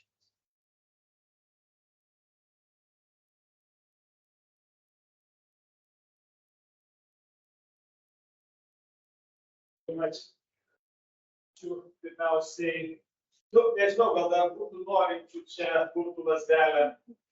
Gerai, čia yra socialinės apsaugos viceministras, antras po ministro, nežinau, išvers gal net pažįstam. Norisi kažkaip taip, vis tiek ta burtų lazdelė jūsų rankas. Kaip žmogų, kuris prie stalo sėdi ir sprendžia, ką daryti. Ačiū labai, aš iš tikrųjų labai atidžiai klausiausi su pasakymo ir kažkiek supratau vieną dalyką, kad viskas yra ekonomika. Ir kad, turbūt visa Europoje ir daugybė šalių, daugybė pasaulyje nugyveno labai gerą laiką. Ir tų tokių sprendimų, kažkokių griežtų, kurie būtų dabar reikalingi susitarti, bet ne kažkada po 5, po 10 metų, mes galim kol kas ir nepriminti. Bet reikės kas turėti, nes turim mokytojų streiką, tada jeigu mes vėl nepriminėsim kažkokių sprendimų, turėsim policininkų streiką, turėsim dar kažką, nes biudžetas yra vis tiek bendras ir demografiniai dalykai ir visi kiti dalykai, tas ekonomikos nežinomumas ilgesniam laikotarpiui, jis vis tiek privers priimti tos reikalingus sprendimus ir dėl jų susitarti.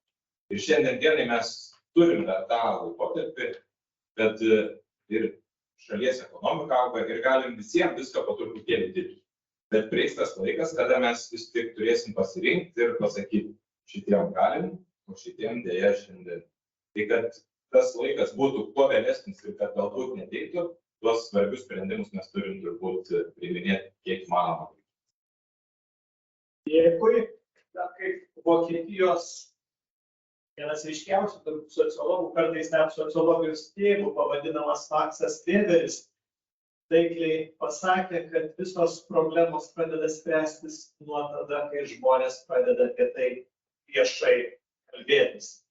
Viešai kalbėti tas problemas įvardyje. Tai aš labai noriu padėkoti už tą patirtį, kurią atvežėte jūs į šią konferenciją, už tas žinias, tą informaciją, buvo be galo įdomu, gerą ir tikrai pagilinom ir viešo sektoriaus žmonės, ir privačių institutų žmonės pagilinom supratimą apie šitą kritiškai, kaip sakė Simonas, svarbę mūsų gyvenimui dalį pensijų sistemą. Aš nesutikčiau gal su ta dalim sakinio, kur buvo pasakyta, kad gal žmonėms tai neįdomu. Iš to, ką aš matau, tai žmonės galbūt taip nekalba kaip jūs, bet jiems rūpi jų ateitis, jų vaikų ateitis. Jie nori, kad jie geriau gyventų ir būtų laimingesni. Tai iš esmės žmonėms įdomu, gal jie taip sistemiškai neįvardins fondų ir dar kažko, bet mes turim padaryti, kad jie būtų laimingi. Ačiū Jums už tai, ačiū mūsų viešnioms iš Estijos, Simonui, Tadui, pranešėjams. Ačiū taip pat tiems žmonėms, kurie daug labai įdėjo darbo ir širdies. Taip liaudiškai pasakysiu, kad jūs čia susirinktumėt. Ingos visai. bendruomenė turbūt ir skyrius komanda yra ačiū Jums, ačiū Mildai, ačiū labai ten už langelio vertėją, Viktorija, ačiū tau, jeigu.